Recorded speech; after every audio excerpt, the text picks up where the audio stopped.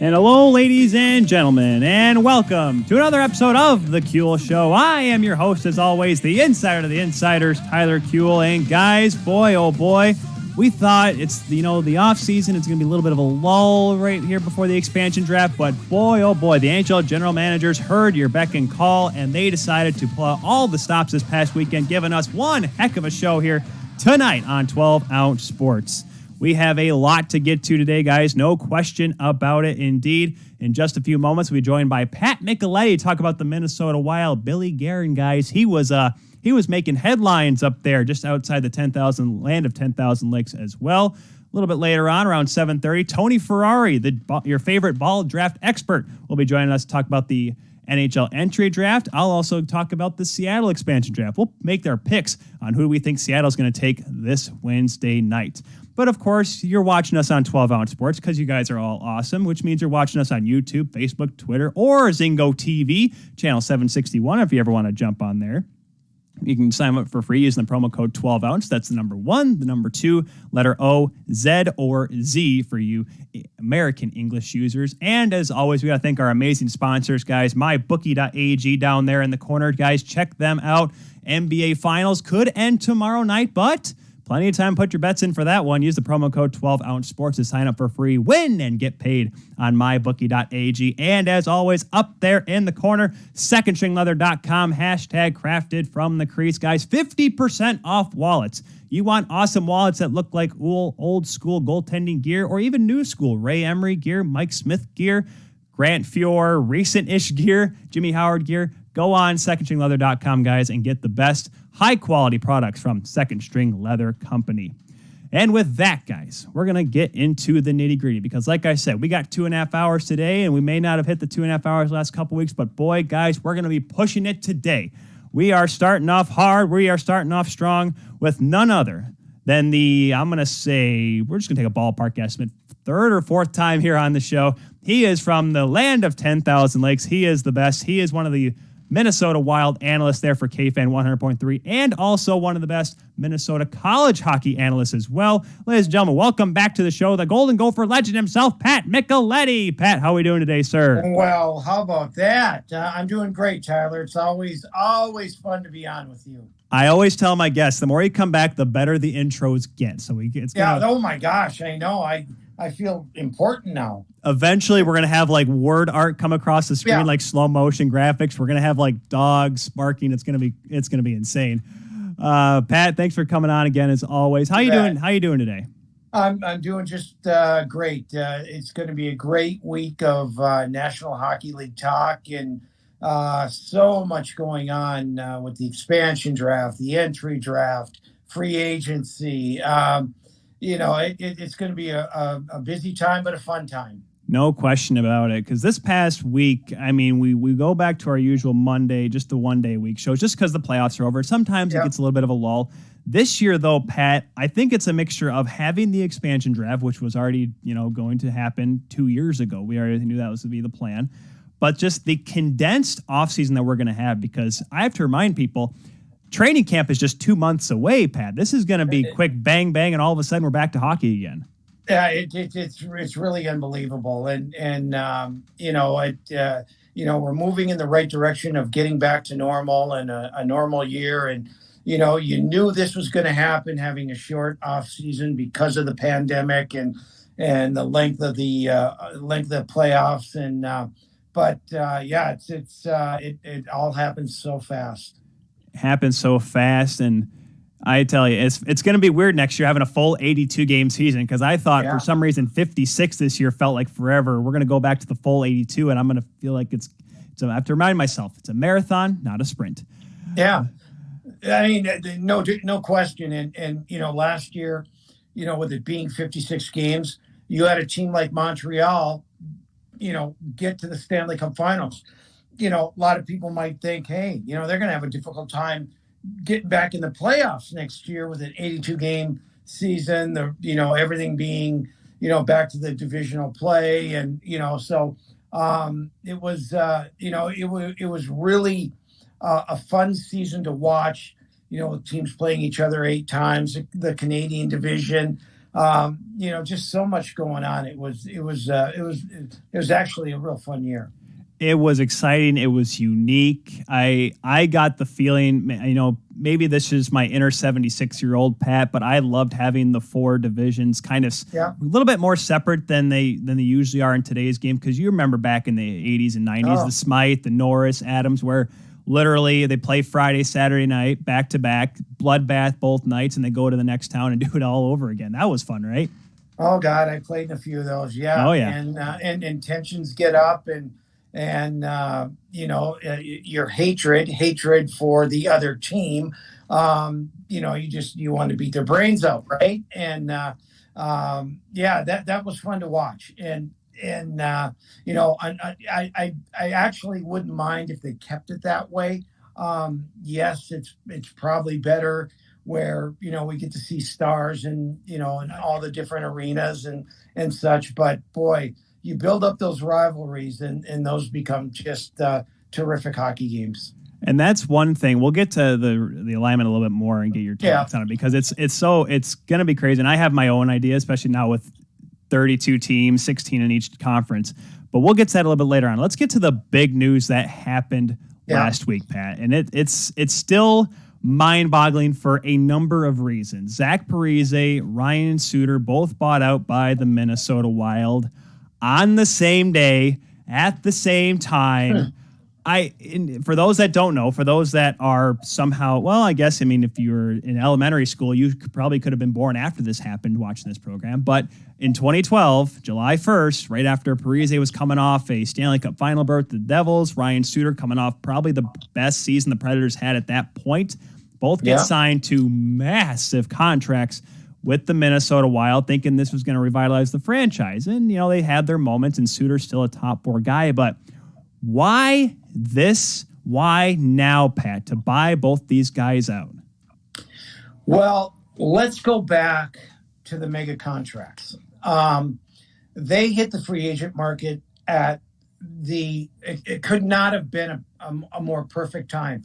That particular year, 9 years ago, on July 4th, that year, if you looked at the free agents that were available, it was Parise, Suter, and the rest. And that drove the market up considerably. And in fact, Tyler, they turned down more money in other places to come to the same place, be together, and kind of get back home for Parise and close to home for Suter. Right.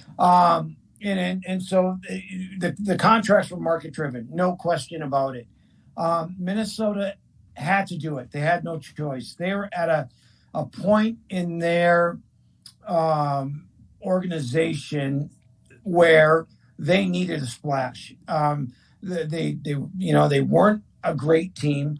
Attendance was going down a little bit, and they needed something to invigorate the whole organization. That did it. So from a success standpoint, at the gate financially for the organization, it was a win. Now, what do we judge our teams on? Well, we judge them on championships. And that's one thing that they weren't able to do. Now, do you blame Parise and Suter for that?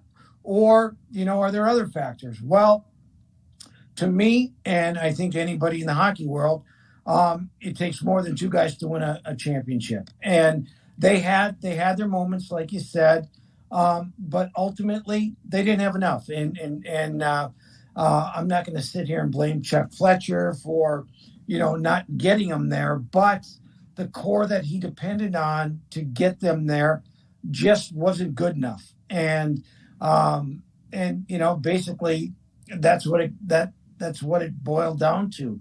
Now, as far as buyouts, Bill Guerin has come in. He wants to play a certain way.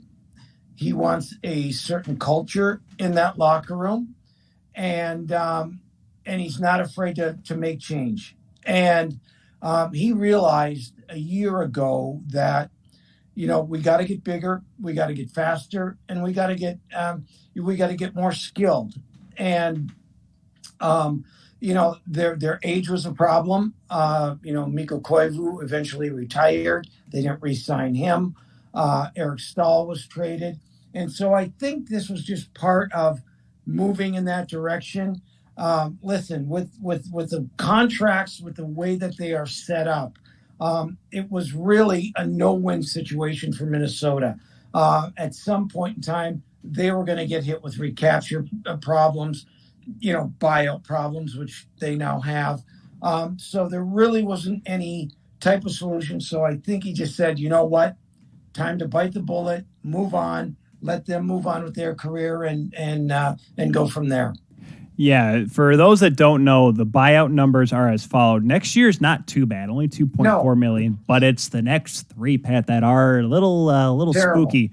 Yeah. Over 6 mil in 2022, 23, 23, 24, and then 24, 25 are both over 7 mil. The last 2 years are just this nice little 833,000. And that's yeah, a piece. that's right. Yeah. So you're looking at about next year 12 and then 14. Exactly. Right? It's not pretty. And, I look at this and I look at this in two ways. I understand, obviously, you want to get rid of both contracts for Billy Guerin because they are big contracts. But for me, I understand Parise. A little bit of injury problems as of late. He's not the same player he was, 10 years ago. But Suter was still playing those top 4 minutes for Minnesota. I can understand one, but why do you think it had to be both? Well, I think that the majority of the minutes are going to go to Spurgeon, Brodin, and Dumba. Right. I also know that they want to get bigger back on the back end. Okay. If you watch the playoffs, and I had this discussion with Bill, you're playing every other day. And in the playoffs, Tyler, every time you touch the puck, you are going to get hit. And when you're not, you look at Brodin's size, you look at Dumba's size, and you look at Jared Spurgeon, not the biggest guys. And they need a little beef back there. And I think, I think they recognize that. And Suter, for that matter, although he's strong as a horse, he's not a physical guy, right? Yeah. And so I think that was part of the thinking going into this, is that, okay, we've got our speed and skill with Dumba, Brodin, and Spurgeon. We need a little beef back there. And so I think, a lot of people think that, hey, getting a top line center is the biggest priority. I really think something may happen soon where they either sign a free agent or make a deal for, a bigger, more physical type defenseman, to move them along.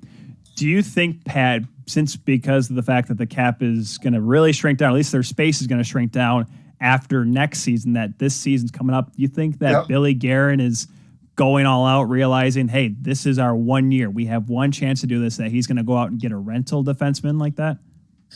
Well, here's where I'm thinking on the buyout a little bit, and I'm speculating here. Right. I think their thought process is, okay, we know we have a flat cap in this coming season. It's going to stay at 81.5.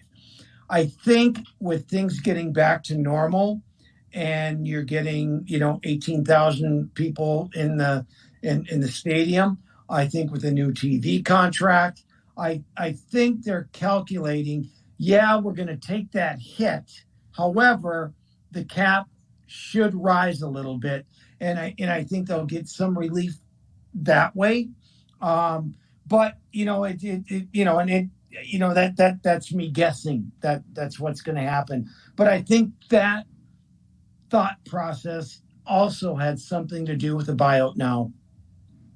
It's all math. And I know now the fact that there are people within each organization, not just, obviously everyone looks at Tampa with the cap circumvention, but Toronto has that as well. Every team has someone now, either they give the task to an assistant GM or someone down the line in the front office. Someone's job is to make sure, hey, can we make sure that we can pay and play this team legally in the National Hockey League? So someone's out there trying to crunch the numbers. Go ahead. And one thing about Billy is that he would not have done this. And that's what leads me to think he's working on a deal. He will make a deal, or one of the two. But he's got a plan figured out as to what needs to be done to fill the void left by these two leaving. So I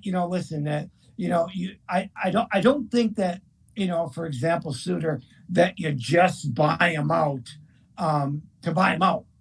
He's got to have something else in place already, or feel that a guy, coming up in the system is going to be ready. I think they've looked at it from every possible angle and then came to the conclusion that it was time to buy him out. Yeah, it's never an easy decision. And Bill Guerin came on a couple of shows that I listened to right after the fact, and he gave a very good explanation. He stood in the fire, he took the heat, because there's a lot of people that said, wow, yeah. Now granted, more people were looking at the financial side of it more than the personnel side, because like I said, myself included, as much as cool as it was to see Zach Parise go home, it's where, of course, his dad played for many years with the North Stars, but looking at this team, and I kind of, when you mentioned that it was Brody and Spurgeon and Dumba being your top three defensemen, I started to understand why they had to buy out Suter, because the odds of Suter getting picked up by Seattle at that number was probably not going to happen. And obviously his trade value, given the cap, was not going to be able to work out either. Right. We saw that with a couple other players around the league. Yeah, 100%. And the thing is, Ryan will probably end up making out better on the deal by getting bought out. I know of at least 3 teams that contacted him the day he got bought out. Okay. That would be Colorado, that would be Tampa, and that would be Dallas. And going forward, I think that number has reached probably 14 or 15 who have inquired about him. Okay. So for Ryan,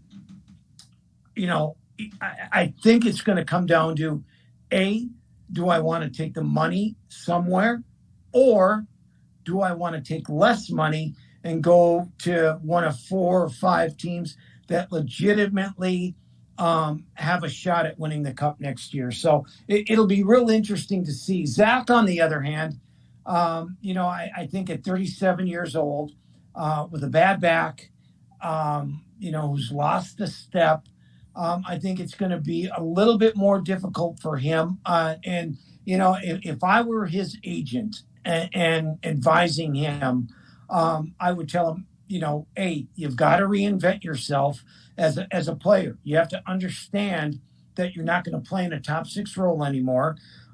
You've got to go to a team and tell them, I'm willing to play, in a bottom 6 role. I'm willing to mentor the young kids, tell them what it's like to be a pro. I'm willing to jump up and play if you need me on a top 6 role for a game or two, and really do whatever it takes to help the team win.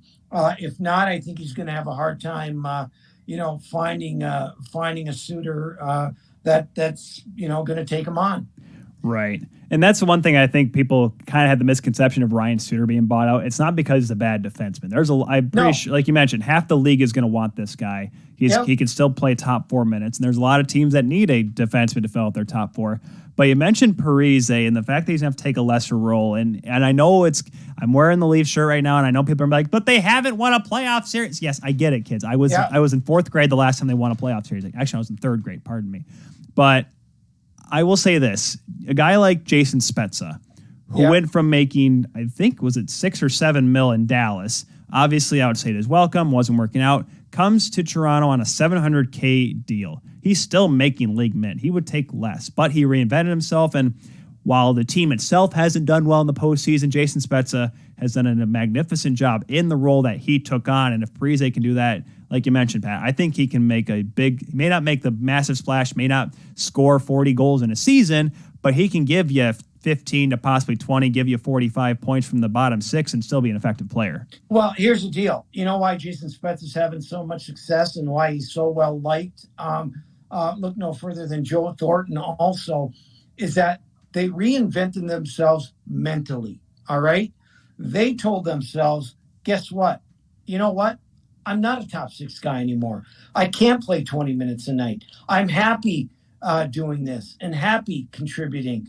And see, the part of the problem with Zach is that, and it's a good thing, and take nothing away from him for having, the attitude that, hey, I'm still a top line player. But listen, Father Time catches up with all of us, and it's for an athlete who is proud and has been at the top. It's really, really, really hard to get that mindset to say, okay, time to reevaluate, time to be the best at what I am now, and not what I was 6 years ago. And so if he can get to that point, he'll help somebody. Yeah. And then, you mentioned that, and the first thing that comes to my head is how many players do that where they're not looked at as a top 6 forward or top 4 defense, and they just say, you know what, I want to stay at that top. And that's when you see guys go to Europe. Yeah. Yeah. Well, and not only that, and then they're never happy, right? They're never happy. They're sitting on the bench, I should be playing. I should be this. You know what? That's part of the issue, and I think that's part of the issue with why he got bought out of Minnesota. Okay, I think he thought, you know what, I should be in the top 6, and in reality, and I like Zach, and he's a friend and all that, but he's not anymore, and that's, again, like I said, no fault of his own. Just the matter of Father Time kicking in, and so I don't want to say there was bad blood with the organization, but I just don't think they could have gotten to that point where it was acceptable for either team, for either side. So it's probably a good move and gives him a fresh start, and we'll see.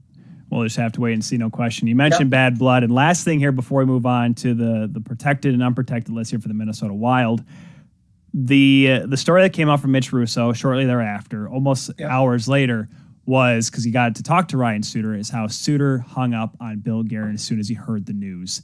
Yeah. Now, Pat, you played the game a lot longer than I have. Hockey gods are real. Who gets the betterment of this deal? Ryan Suter for getting bought out and playing probably the most inspired hockey he's probably played in the last 5 years, or Billy Guerin for making the big front office move as the GM of this team? Well, I can't confirm that that's what Ryan did. I will tell you Billy's response was fine. He said, it doesn't matter. And, we move on. And there's really nothing to talk about, nothing to share.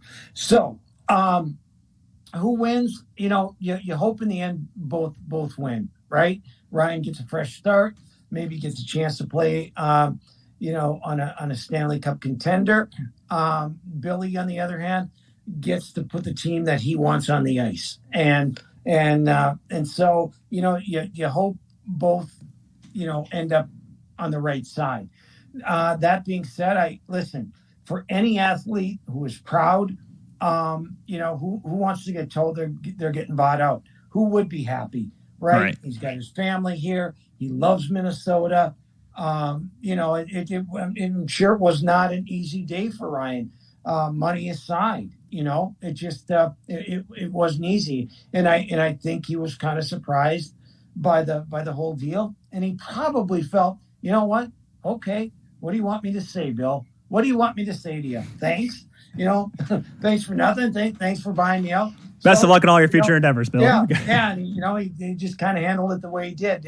And you got to remember, whenever you're told something like that, your initial reaction is one of shock and one of despair. And you really aren't thinking about what you're going to say when you're told something like that. So, I think he's calmed down, understands that there's a bunch of teams out there that want him, that he's wanted.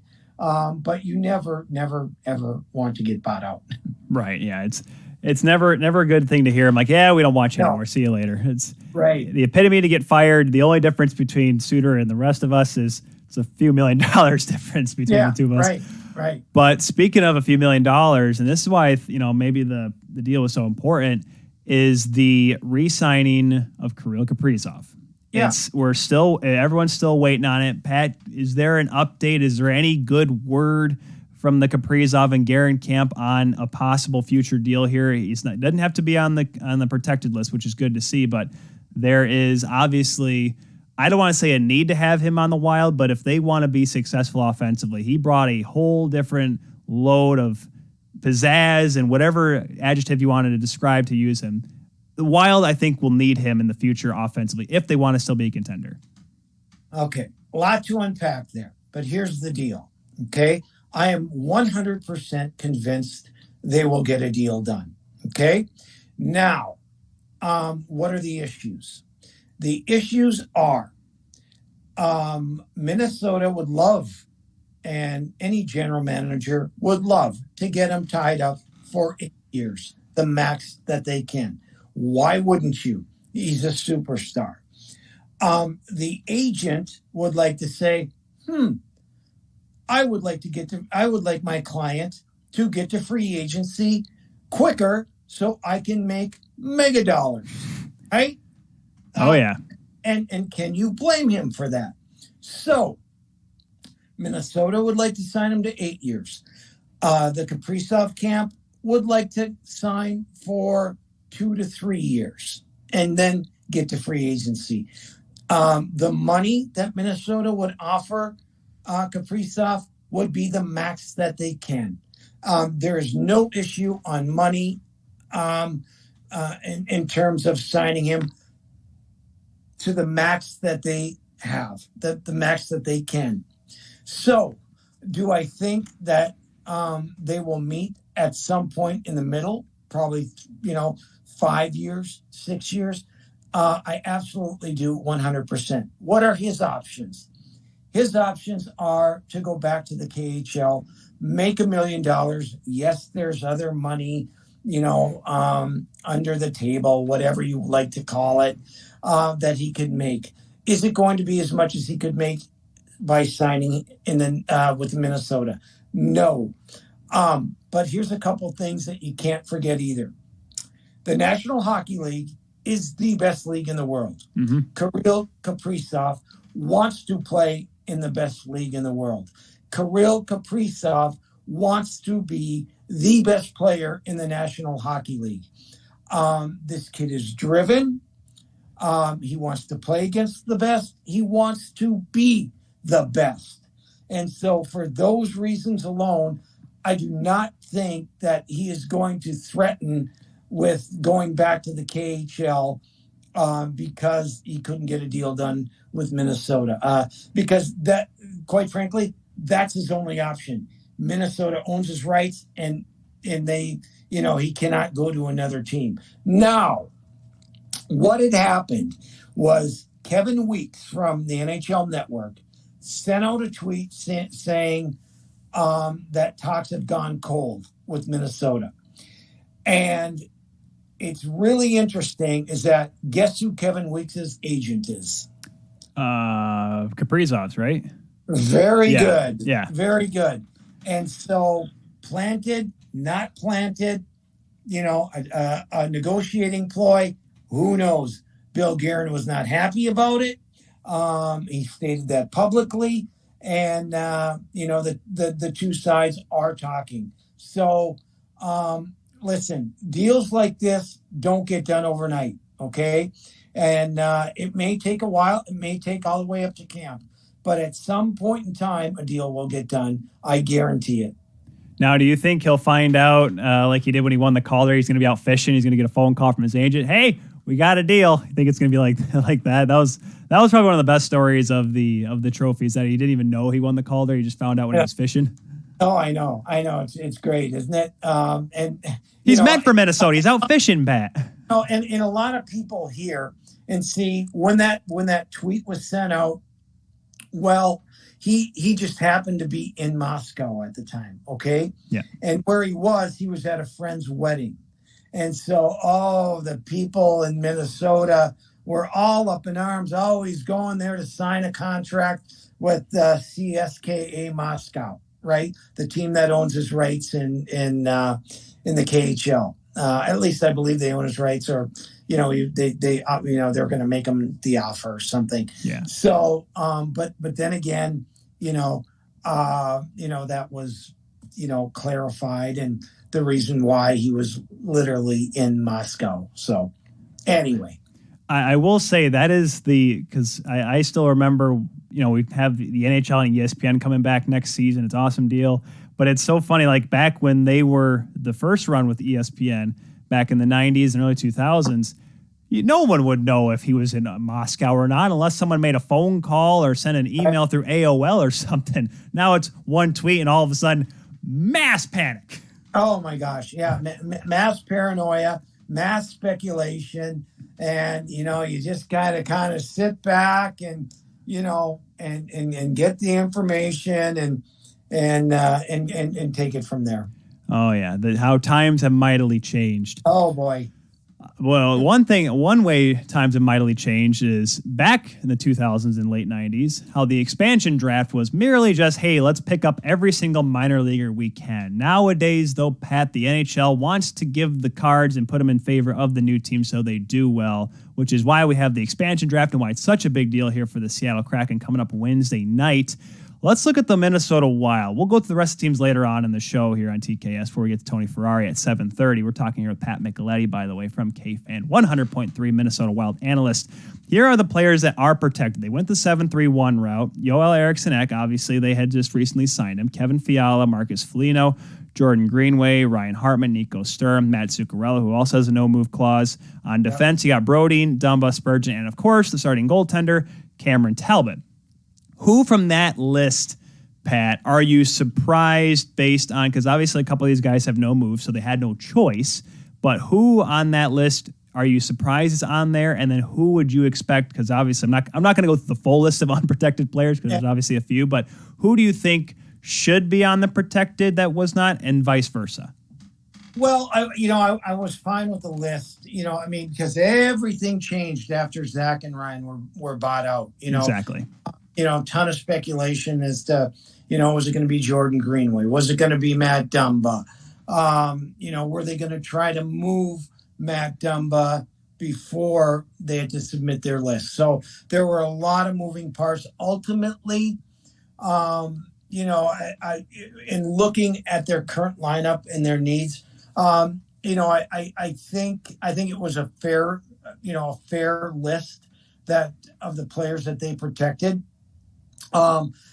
Really, I think the big decision was, were they going to protect Jordan Greenway or were they going to protect Carson Soucy? They ended up taking Greenway, but kind of left that little sweetener out there by leaving Kakkonen out there. So now, if you're Seattle, you're kind of looking at that list and saying, do I want a real favorable contract in a Carson Soucy, a big defenseman, that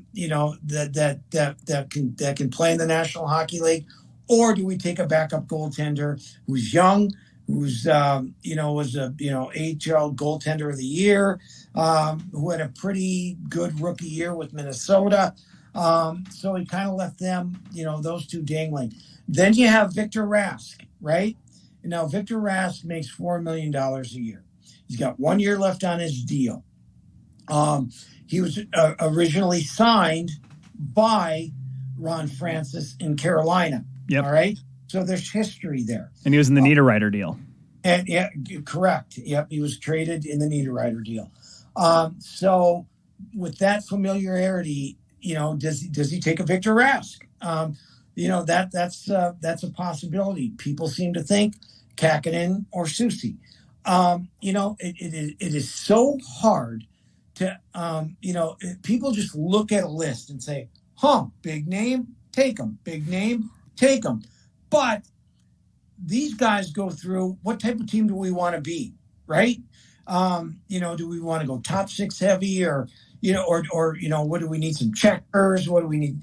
Size. All that sort of stuff comes in. What type of style are we going to play? Are we going to be an up tempo team? Are we going to be, a team that likes to sit back and counter? And, so a lot of different scenarios go into play, when it comes to selecting. Yeah, I would like to think the NHL general managers learned a lot from Vegas and how George McPhee just was able to fleece, especially Florida. My goodness. First of all, he got their former coach, Gerard Gallant. Also was able to get Riley Smith and Jordan March, who are still two of their best players on their team. And there is so much that goes into it because Vegas started to realize, all right, we're going to take a bunch of players that are fast, they're skilled, and they are angry that they were left on an unprotected list by their team, and they're going to play hard. And, and I think a lot of the players that are on these lists now, there's a couple that, you could possibly look at. There is some you can get a veteran like Nick Bonino, or like you mentioned, Victor Rask. On the back end, there's guys like Ian Cole, and, there is some certain points and certain players. You can make an excuse for each player on why they'd be taken by the Seattle Kraken. But Pat, you're in Ron Francis' shoes on Wednesday night. You come up to Minnesota. What do you take? Because I've heard a lot of people say that Seattle's looking to do something that Vegas similarly did. They took not a bunch of goaltenders, but they'll take maybe 4 or 5 and then maybe dump a couple off, make some side deals off to the side to go to other teams to kind of get something back. Would you expect them to take a guy like Kakkonen? Because he, like you mentioned, he is a young goaltender, and I think Seattle's more in the mindset of, all right, we can be good next year. We'll be maybe a playoff contender, but we don't need to win like Vegas tried to do that first year. And, who would you take from the Wild that is on this unprotected list? It's a difficult question. That being said, Carson Soucy has a lot of upside still. I think he's still growing into a quality defenseman. I don't think he realizes how much better that he can be. So for me, and knowing today, Seattle signed Dredger from Florida to a 3-year deal, $3.5 million a year. So they've got one goaltender. But what you said makes a lot of sense. Here's the only caveat to that. Okay. And that is when George McPhee was getting ready for his expansion draft, he was dealing with every team in the league. And quite frankly, he had those teams right where he wanted them. And now what I think some of the NHL teams have learned from that experience is that, hey, instead of dealing just with Seattle, let's deal with each other. And we've seen a bunch of moves happen before all the lists were submitted. You saw Graves going to New Jersey, for example. That was one deal because Graves would have been left available for Seattle to pick up, right? Yep. And I think in what we're seeing of the guys that have been left for Seattle to pick from, there's a lot of high-priced guys available. Duchesne, Johansson from Nashville, Palat from Tampa, Tyler Johnson from Tampa. Those guys are making big money. Carey Price, right? Goaltender. Yeah. And by the way, who I would take in a heartbeat, injury or no injury. But that's just me. I think he's the best goaltender in the world. Now, so but if I'm Seattle, my pick would be Carson Soucy. Yeah, he's like you mentioned, he's got a lot of upside. He's not an old guy, but he's not a young guy. He's in that nice little in-between period. I don't know if he's at his peak yet or in his prime yet. So I think that's why Seattle would definitely want to look at a guy like him. Contract is I think that 2.8 or something for the next couple of years. That's a real manageable number. And and he's a guy that, if you do pick him up and, you want to make a deal at playoff time, well, he fits a lot of teams' needs. Yeah, it's going to be an interesting expansion draft, no question, for all the teams. And we'll get to, like I said, a little bit later on with the protect list, especially talking about Carey Price and Mark Bergevin's attempted gamesmanship. But a couple more things before we let you go here, Pat. Let's talk about next season a little bit here. Obviously, we don't know what's going to happen on Wednesday, and Thursday at 1:00 is when the next round of, or when the roster freeze is over with. So we may see those side deals come to the surface if there are any, which guarantee you they're going to be. But let's kind of just take a quick look. And next year, Minnesota moves back to the Central Division. And we talked with Laura Astorian, who covers the St. Louis Blues for St. Louis Game Time last week, and she's terrified that her Blues are going back into the Central Division because obviously you got Minnesota, and like you said, like you mentioned, Kaprizov coming back. You keep your starting goaltender. You hopefully can keep both because that's a great tandem right there in Kakkonen and Cam Talbot. You got Winnipeg in there as well, coming back down into the States.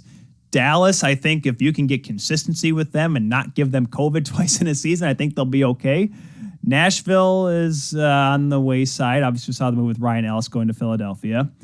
And you have Chicago, who, with Jonathan Taves coming back, and, the goaltending situation may be a little funky over there, but I think they're going to be a team that'll be a little bit better. And then, of course, you have the big dog in Colorado. Arizona coming over from the West with Seattle taking the spot in the Pacific. But where do you see Minnesota at this moment? Obviously, like we said, still the rest of the offseason to go here, but where do you see Minnesota stacking up against the rest of the Central? Because the more I look into it, the more I see the teams that are there now, Colorado beside, because I feel like Colorado's going to be that best regular season. They're going to be San Jose for a couple more years. Great regular season team. Don't know if they can do well in the playoffs. We'll have to wait and see. But the rest of that Central seems to be for the taking, Pat.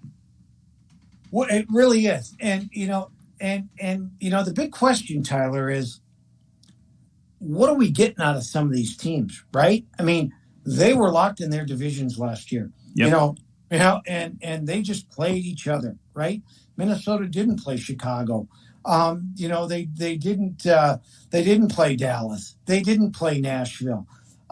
So you kind of got into that rhythm, okay, of, Minnesota handled Vegas during the regular season better than any team in the division, right? Yep. But, and sometimes teams just have a certain team's number. Now, you're going to have, you're getting back to normal. So we don't know, and you ask yourself, well, how good was Minnesota, right? How good was Dallas? So you don't really know. It's going to be really, really interesting to see what, how these teams match up against other teams again. And so it's really it's going to be interesting to say the least. I really don't know. I'm really looking forward to seeing, if the growth we saw in Minnesota this past year, continues forward with us getting back to the so-called normal situation.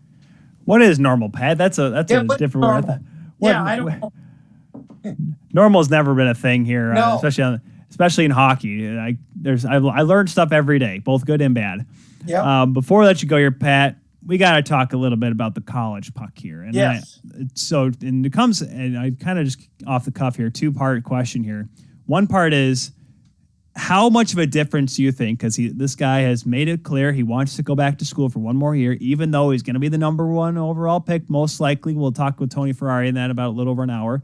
Yeah. But Owen Power possibly coming back to Michigan. He seems pretty set on. I heard him on Hockey Central today. Seems like he wants to go back to school, give himself a normal college year, it sounds like. Yeah. How does that help Michigan, who has 3 prospects in this year's draft that possibly can go in the top 10? How do you think that helps them stack up against the rest of the Big Ten heading into next season? Well, I tell you what, they're going to be loaded. There is no doubt about it. If they're not the number 1 team in the country, they'll be number 2 or number 3.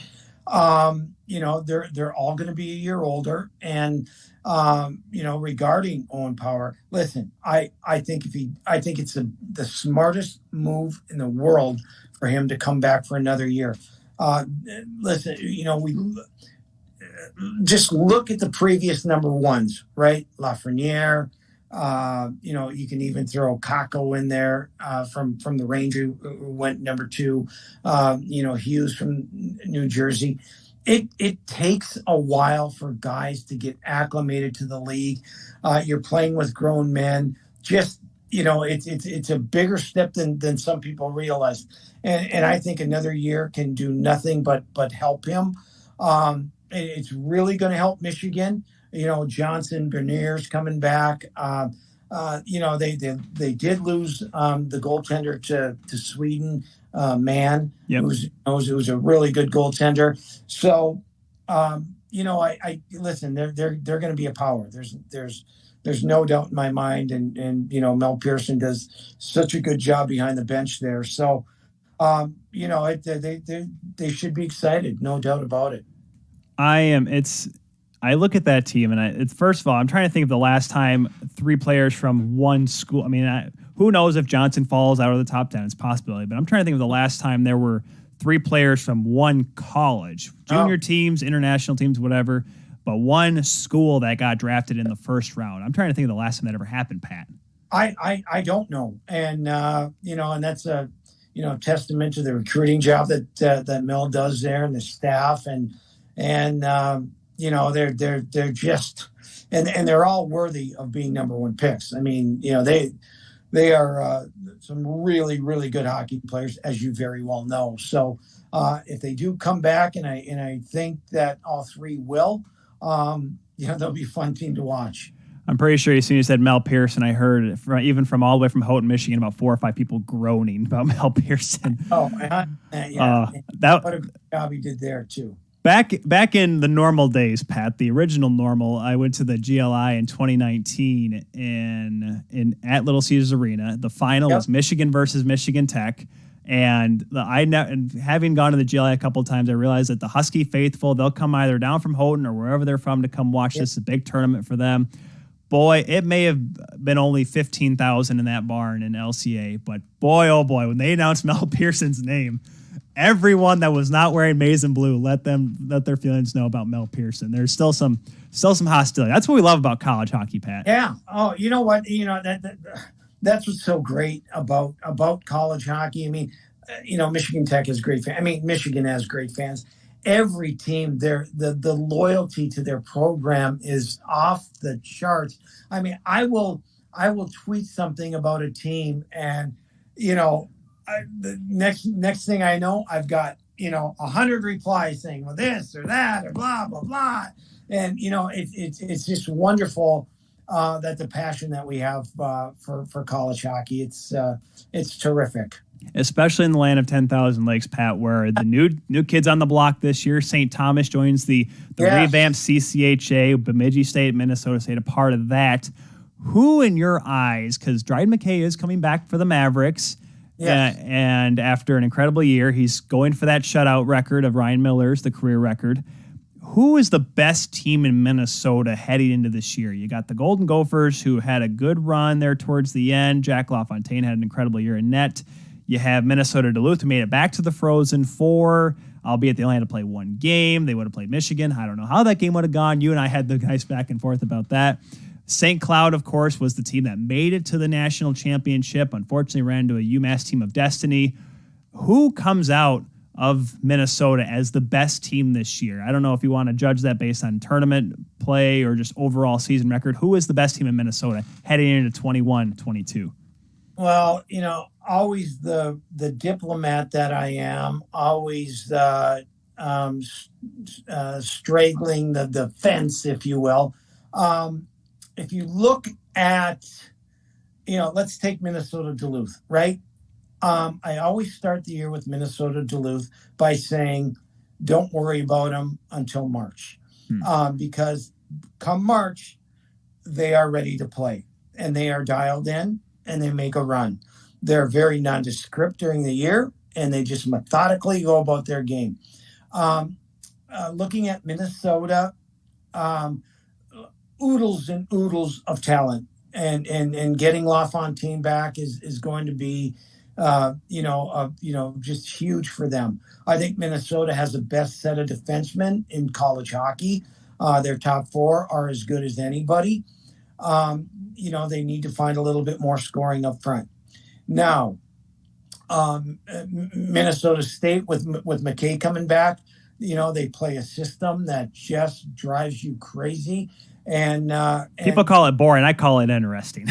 Yeah. Yeah, well, call it what you want, but it works, and they all buy in, and so they're going to be awfully good. And St. Cloud State, I would put them at the top of the heap right now, and they might be the number one team in the country. They have everybody coming back. Yeah. And my fear with them is because they're getting a lot of older guys back too, which is good and which maybe not so good. In just in terms of understanding that everything is not going to just fall in their lap, that they're going to have to work harder than they did a year ago. Now, this is a team that's skilled, but they're not overly skilled. This is a team that's fast, but not overly fast. This is a team that has some size, but they're not the biggest team in the world. Okay. So they have to go in with the same mindset that, hey, we're the underdog, and we got to work harder than we did the year, this past year to get to where they really want to get to, and that's winning the national championship. So I think they can do that if they have that mindset. Yeah, and it's such the NCHC, as much as some people out east just knock it from like, oh my gosh, it can't be that tough. Well, it just seems like it gets tougher every single year you watch, because you mentioned Duluth and you say wait till March. There were some points, and I remember I was covering for the Hockey Writers. I'm like, man, Minnesota Duluth is bad this year, and all of a sudden they're in the Frozen Four. Yeah, just goes to show. Yeah, I have my theories. I always battle on with people regarding the leagues. Listen, in my opinion, every league is good. Every league is good. There's parity in every league, and on any given night, any of those teams can win. Now, the new CCHA, Minnesota State has been at the top. Bowling Green, those teams have been at the top. Tech at times, but in reality, they play each other hard, and that's the thing. And the same goes for the NCHC. You look at bottom feeders and you'll say, well, Miami the last couple of years, Colorado College the last couple of years, but those teams also have the ability on a nightly basis to win games, and that's the way I see it. I just think we're blessed in college hockey now because we have so many good coaches. The player pool has developed where all teams now have 3 lines and some even a 4th line that can play. So it's great all the way around. When you can have that many guys on a team that scores 10 goals. And you mentioned the NCHC, how Colorado College and Miami. I remember Western Michigan at one point, like during the bubble last year. I'm like, oh, this could be a team that could be, they could be okay. And then there'll be one night they lose, they give up 10 goals. And I'm just like, how college hockey, Pat? Yeah. Well, hey, listen, that's the thing. I used to tell people, I wasn't a great practice player, but you have to find a way to get yourself prepared to play on a Friday night and a Saturday night. That's how it was way, back in the day. We played Friday and Saturdays pretty much now too, although the odd dates here and there. But, some nights, you don't have 5, 6, 7 guys that are mentally ready to play. And that's what happens. And we can't forget, these are 17, 18, and 19-year-old guys, some a little bit older, but it happens.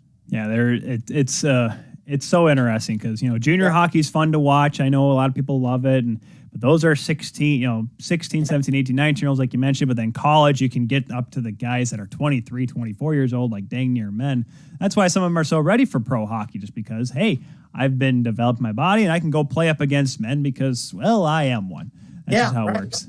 I mean, you hit it right on the head. A 23-year-old playing against a 17-year-old, that's a big difference. Oh, yeah. That's a big difference, not only from a physical standpoint, but also from the mental standpoint of understanding, taking care of yourself, being ready, being more mature. All those things play a big factor in the growth of players. Yeah, it's what makes college hockey so much fun. I can't wait for next season. Whenever it starts, it sounds like it started on time. The schedules have been released. I'm excited to see all the teams, not just the ones in Minnesota, Pat. I'm sorry. I got to watch them all. Got to watch all the guys there on like Flow Hockey, BTN Plus. I got to get it all for next season because it's going to be fun. Yep. Go ahead. Oh, let's say you go ahead there, Pat. No, I just I agree. I'm pumped for it. I can't wait till October 4th. I think is my first game. So boy. Yep. It'll be a whole hooping hour. Obviously, October is pro hockey, NHL as well, but college hockey is going to be back. It's going to be a full force. Junior hockey, I know it's a little bit different, especially in Canada, but it's going to be back as well. We'll be back to the new normal, I think we can call it, Pat. Let's hope, right? Let's hope indeed. We've been chatting here with Pat Micheletti. He is a Minnesota Wild analyst and college hockey analyst for the 10,000 Lakes as well. You can follow him at PatMick2626 there on Twitter. Pat, thanks again for coming on, man. It's always a joy talking puck with you, whether it be the NHL, college puck. It's always a blast. You got it. Anytime, Tyler. Thank you for having me. And we'll be back with more of the Kuehl Show right after this.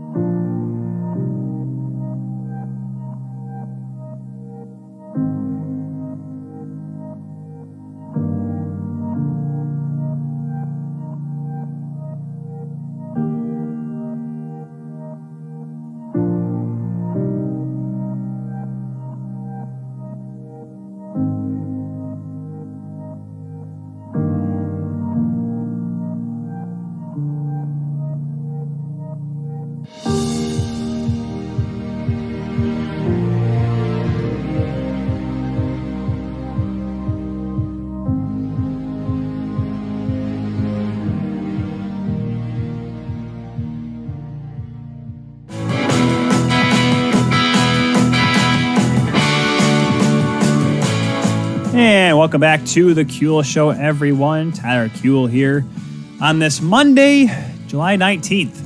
2 days away from the Seattle expansion draft. Guys, oh my goodness, I can't believe it. It is here. I'm so happy. Makes me happy.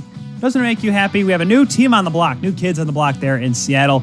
They're going to get cracking on Wednesday night. I'm so proud of myself I said that. Before we get to the transactions over the crazy weekend that was, I do want to we should definitely mention the awesome news today. Obviously, there's plenty of news to talk about. This is the National Hockey League. This is hockey. This is silly season. # silly season in full swing. However, one thing that is, it's just great news, the fact that it came out today. It was a great way to start off the week in my eyes. Luke Prokop, who is a defenseman. He is a prospect of the Nashville Predators, currently one of the alternate captains for the Calgary Hitmen of the Western Hockey League. He announced today on Twitter and on Instagram as well that he's come out as a gay man.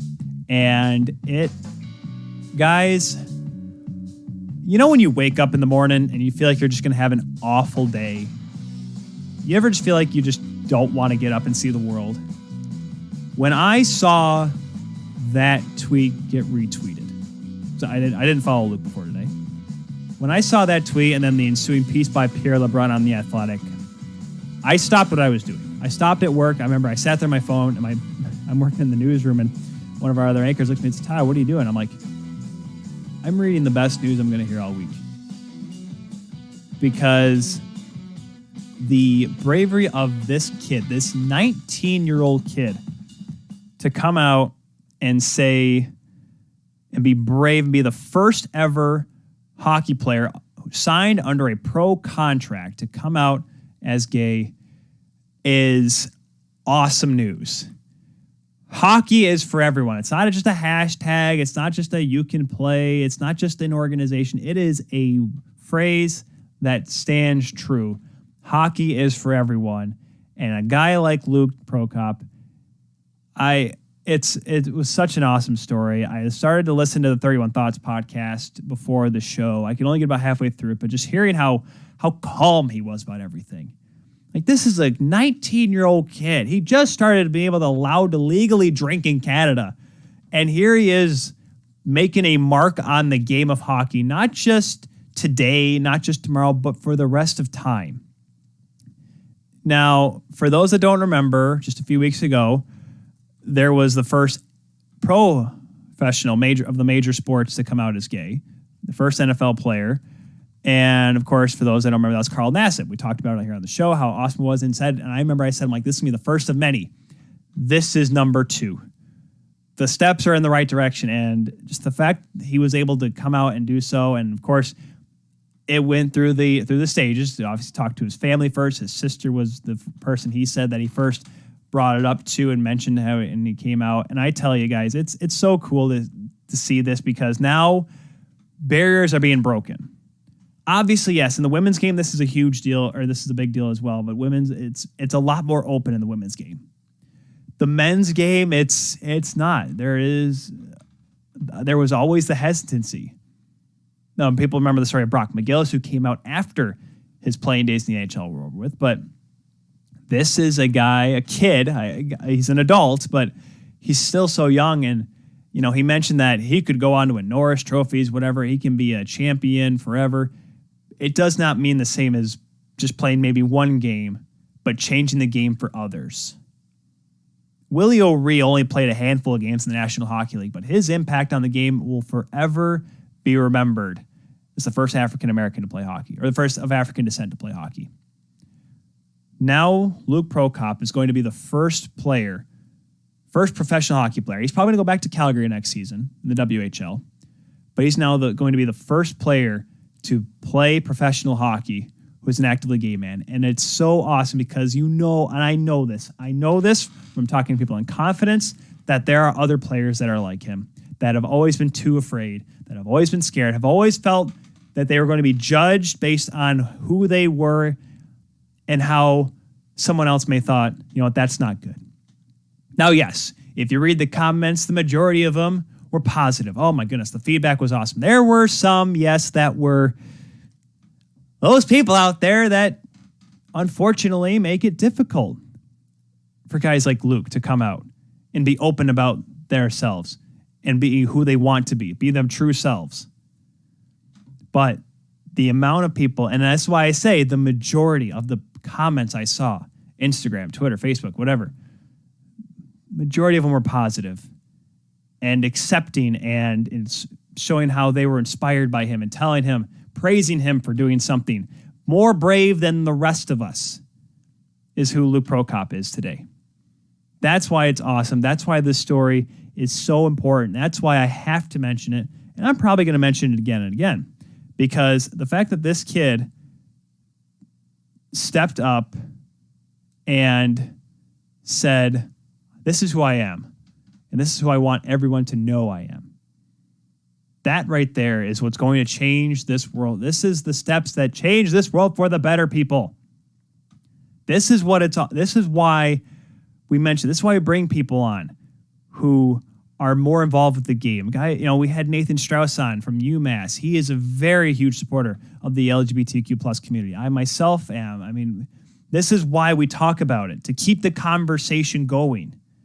So more and more people are not afraid of revealing to, whether it be their family, their friends, their teammates, of who they are, of who they truly are. That's why this story should stay spread and should be the conversation of the week. Will it be the top of the headlines? Maybe not, but the conversation will continue, and it's slowly progressing, and we're going to see more and more people that are not afraid to tell people, hey, I am gay, I am lesbian. Some people are scared of doing that. And there still will be. This is not going to be an overnight change, but guys like Luke Prokop, who have the bravery and the guts to come out and do it, is awesome. It's what hockey needs. It's what sports need. It's what this world needs. And I applaud, from all of us here at the Kuehl Show, Luke Prokop for coming out as a gay man. I am proud of him. I congratulate you, Luke. You are a much better man at 19 than I certainly was, and I guarantee you a lot of you viewing and listening right now can attest to the same thing. Congratulations, Luke Prokop. Now, moving along, let's get to the psychotic weekend that was. Bigger than the trade deadline itself was this past weekend. And you guys remember when we talked with Pat just a few minutes ago. By the way, if you missed that interview, it's okay. You can catch it on the Kuehl Show YouTube channel or your favorite podcatcher tomorrow. I say that as people are probably listening to the podcast right now. It's like, well, what do you think I'm doing, Tyler? Okay, I get it. Okay, I'm sorry. I know you are already on the podcatcher, but some people that are probably just tuning in here on 12 Ounce Sports don't know that. So let's kind of dive in, because you mentioned how a lot of the teams made trades that were more or less side deals to make sure that they can protect and unprotect the players they want. Now, the big trade that he mentioned, we'll get through the buyouts, or there's a couple other buyouts, and of course some waive and no move clauses. Ryan Graves going to New Jersey was probably the biggest, maybe the second biggest. We'll get to the other one later. Colorado receiving Mikhail Maltsev and a 2021 second-round pick. So Colorado, believe it or not, may get the betterment of the deal if Ryan Graves is not picked up by the New Jersey Devils. If we have time, so let's realize we may run out of time here today on the Kuehl Show. We may go overtime. We'll see.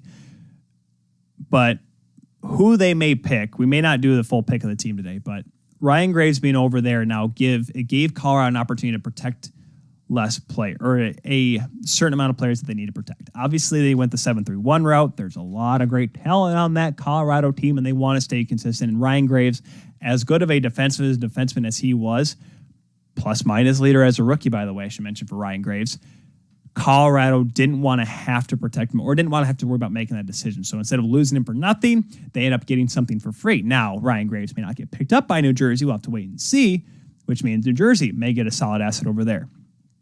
Arguably the second biggest deal is Ryan Ellis going to the Philadelphia Flyers. Nashville ends up getting Philip Myers and Nolan Patrick. Nolan Patrick, though, gets flipped to Vegas for Cody Glass. Cody Glass, who I don't want to use the word bust, but he has not really met his potential as a 6th overall pick. Nolan Patrick, unfortunately, he's never been able to find his footing. Injuries have haunted him since being drafted number 2 after Nico Hischier a couple years back. 2016, I believe the draft was, or 2017, excuse me. Ryan Ellis going to Philadelphia. Obviously, it helps because that means you don't have to worry about Nashville. David Poile doesn't have to worry about protecting him. But it is vital that Nashville got the players they wanted. Ryan Ellis was obviously out of the equation. And Ryan Ellis can be a big part of this Philadelphia Flyers team, a team that expected to do well last season and didn't.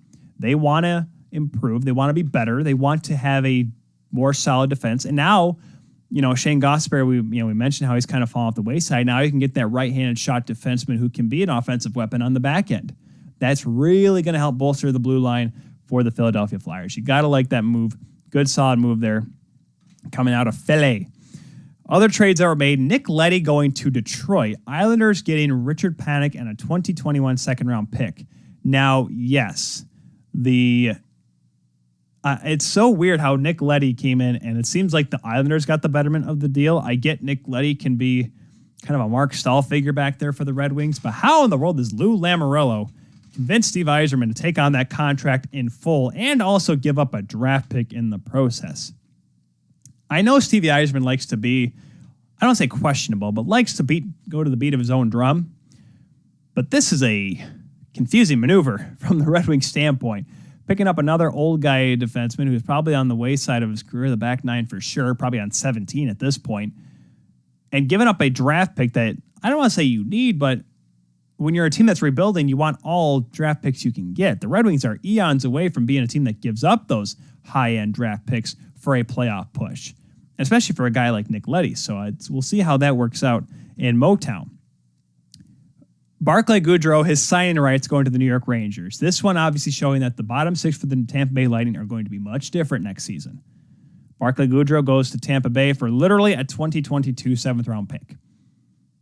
Pretty much saying, listen, we can't afford him. We're not going to be able to sign him. You want to take him? Sure, give us a crap pick in return, but hey, at least we got something instead of nothing for Barclay Goodrow.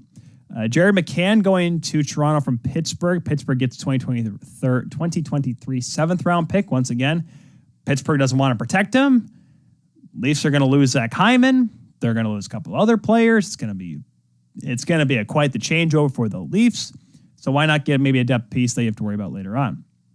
Jason Dickinson going to Vancouver. Dallas gets a 2021 third-round pick. Aiden Hill to San Jose.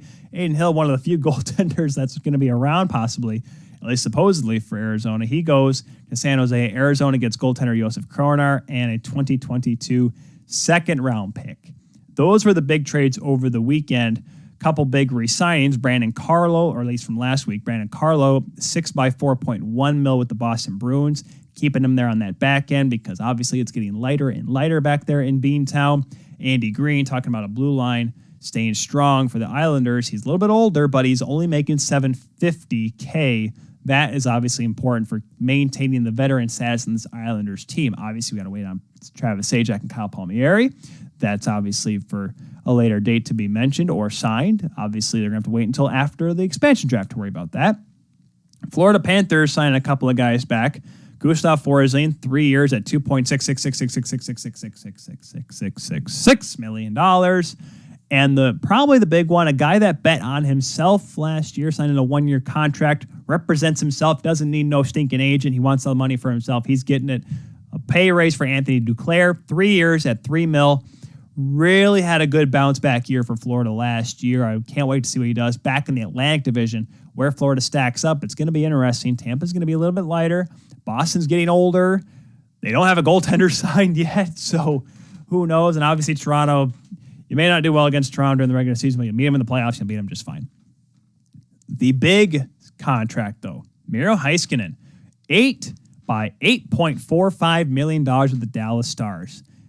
Jim Nils said to himself, boys, we are not letting this kid even get a whiff of an offer sheet. We're signing him right here and now. Sign on that dotted line there, young man. Electronic signature, whatever you want to do. Sign it. And he did. Miro Heiskanen is going to be on the blue line for a long time there in Dallas. And like I said, I mentioned with Pat, Dallas, they are a better team than I think they were last year. Now, yes, Ben Bishop chose to waive his no-move clause. Then again, he didn't even play at all last year. Wouldn't be shocked if Dallas moves on from Ben Bishop at some point. But Heiskanen staying around, listen, Dallas with him, Klingberg back there, they're going to be a team to be reckoned with. No question about it. I can't wait to see what this kid continues to do because I don't think he's even at his prime yet. That's how good Miro Heiskanen is. A couple of the no-move clause. By the way, Keith Yandel also got bought out, by the way. That was the other big buyout last week. $2.3 million plus for the next year. Over $5 million next year is the buyout costing Florida Panthers, by the way. So Keith Yandel's a free agent. I'm not sure if Seattle's going to want to take a chance on another defenseman. Obviously, someone has to sign him, though. Keep the Iron Man streak alive for Keith Yandel.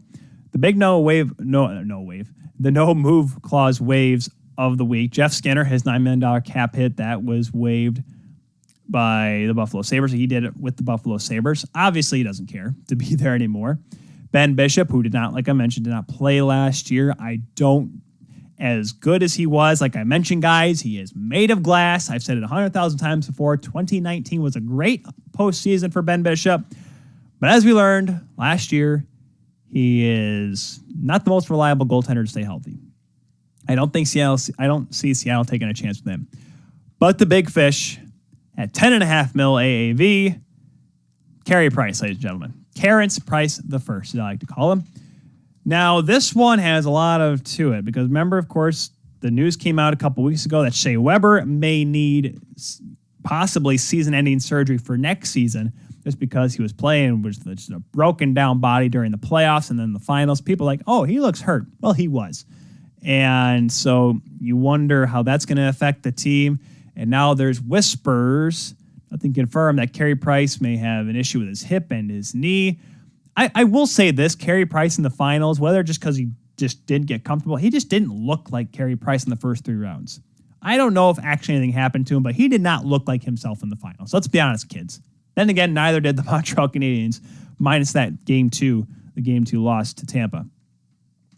So Yeah, I don't know. I don't know if Carey was actually hurt. Yeah, he flashed some brilliance throughout the series, no question. But for me, this is gamesmanship by Carey Price. I wonder if there was a side deal that was going along for the Seattle Kraken. It's insane to think though that Carey Price may not be a Montreal Canadian. And and here's the thing: the cap hit's huge. It's huge. It's $10.5 million. That's why I think that it's okay that Carey Price waived it, because now you get to protect Jake Allen. Because if Jake Allen was left in the open, no question Seattle's taking him because he had a great year last year and a much more favorable cap hit compared to a Carey Price. And now, of course, you signed Chris Drieger at 3 years, as Pat mentioned as well, from the Florida Panthers. So they have one goaltender, and I don't know what Seattle's plan is. It's $3.5 million is the AAV estimation by good boy Elliot Friedman, Buddy Friedge, tweeting that out here today. Yet I wonder if Ron Francis calls the bluff. I wouldn't. It's because the reason why, for me, it's the cap hit. As good as Carey Price may be, hurt or not, I get it. He's a great goaltender, and he could do some good stuff for you for the next couple of years, but he's not Marc-Andre Fleury, where he can just find the fountain of youth that Roberto Luongo somehow left down in Florida and drink from it and be a Vezina winner. I don't see that with Carey Price. I don't think, and it's tough because I first of all, I don't want to see Carey Price in another uniform. This coming from a Leafs fan, a guy that has watched Carey Price for his entire career through the turbulations of 2010 and Jarl Halak seeming to be the number one, to Carey Price getting booed during the preseason game the following year, to all of a sudden becoming a Vezina winner, a Hart Trophy winner, all-world goaltender, gold medal winner, World Cup winner, the whole shebang. I can't see him wearing another sweater. It would be painful. Now, yes, I've heard that there's could be in some forums that they could pick him up and then flip him to someone else and retain. I don't know who would take him, because even if you're able to retain, if Seattle takes him and retains in a trade with someone else, that's $4 million, because no one's going to take $8 million on a goaltender who is getting up there in the age. I'm not saying, I mean, it's pretty much presumed that Carey Price, as good as he was last year in the playoffs, and if he had a decent final, he would have been the Conn Smythe winner, even if they lost that series, Montreal did. He's on the back nine of his career as well. He's going towards the end. He sees the peak has been reached, the prime has been passed. Carey Price on the downside of his career. Who's going to take a goaltender like that for $6 million? It's so hard in today's market. When the $10.5 million contract was signed by Carey Price, he's like, sweet, I know this ain't going to last forever. Sign it now and pay me. Because Carey Price knew that he's got three kids now. And by the way, according to his wife, all three of them, their first words were data. So Carey Price is 3-0 against his wife. But no question, I can't wait to see what happens on Wednesday. Because if Bergevin loses him, if Ron Francis steps up and says, Carey Price, I will tell you this, I'll lose. We're going to get the Curfew boys back on from right before the finals. Remember those guys? We're going to get them on, because there needs to be a heart-to-heart or something, because I don't know. I don't see that move happening based on the fact that it's money. But then again, I wouldn't be surprised if Ron Francis says, we could flip him. If you go with Chris Drieger, that's fine. And then all of a sudden you bring in Carey Price. And if you can't flip him for a certain deal, all of a sudden you have Carey Price, who's a good goaltender, staying in Seattle. It's Wednesday night's going to be interesting, guys. All right, so we have a few minutes left here on the Kuehl Show. Let's start making our picks. I think we'll have enough time after Tony Ferrari, who's coming up here in about 10 minutes time here on 12 Ounce Sports. Let's do this. Let's do our own expansion draft, the TKS expansion draft extraordinaire, using our good friends at catfriendly.com for this. We'll start off with the Anaheim Ducks. Who can you pick? Anthony Stahl is their own goaltender. I'm going to be quick here with these. I'm going to take... Adam Henrique's making $5.825. I can't pick up that contract. Hayden Fleury, though, on the back end, only making $1.3, a good young defenseman. I would not mind that deal whatsoever. However, Kevin Shattenkirk at 3.9 is not too bad. We're going Kevin Shattenkirk, kids. It's a bad idea, but we're taking him. Arizona Coyotes, they have a couple good-looking players. Tyler Steenbergen, he was so good coming out of junior. It's a bummer to see what happened to him. Alex Goligoski there on the back end, but that's $5.5 million. This may be a straight up like thrifty Dutch team I'm about to pick here. Goaltenders, they're all open, but of course you have to worry about UFAs as well. Kevin Shattenkirk, yeah, he's not a UFA next year because you don't want to pick a UFA for no reason because you can just sign him later. You know what? I'm going to look at the back end there at Arizona. There's really nothing much to look at. That's the hard part. A lot of them are UFAs. Goligoski, Jalmerson, who's gone though, Jason Demers. You can sign those guys later. All their goaltenders that they did not protect. Darcy Kemper, they protected. Antti Ranta is on the back end. He's a UFA though. Let's take on, oh man. Gosh. I don't know, man. This is a bad team to pick from. You know what? I don't want to pick Derek Brassard as a UFA. Gosh almighty. This is harder than I thought. Man, we're only on Arizona here, kids. Let's take Tyler Pitlick, I guess, because he's got another year of his contract. Going to Boston here, David Krejci's UFA, Taylor Hall's UFA, Andre Case is an RFA, Nick Ritchie's an RFA, Chris Wagner, Sean Crawley, Curtis Lazar, he's a UFA next year though.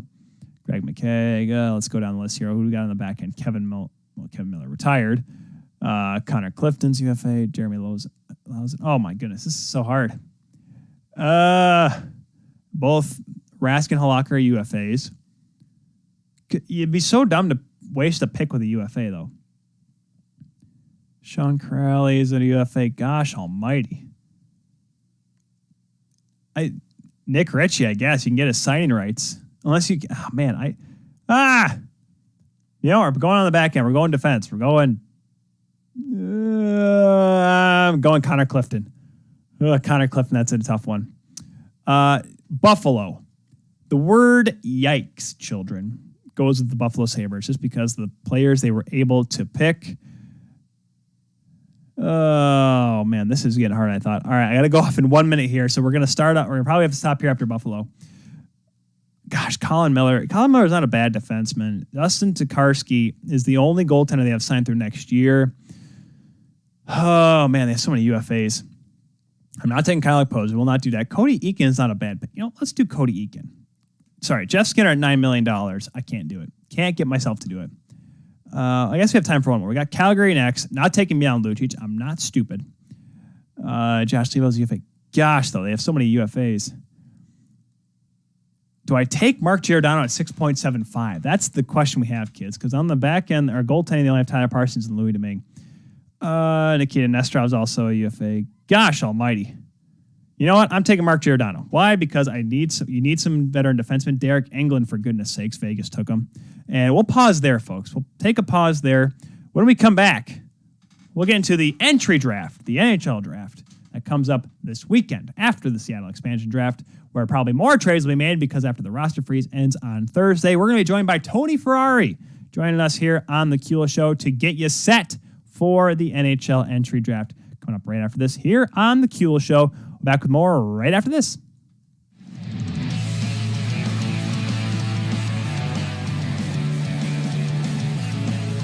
And welcome back to the Kuehl Show, everyone. Tyler Kuehl, the insider to the insiders, here on this Monday, July 19th, here on the Kuehl Show, here on 12 Ounce Sports.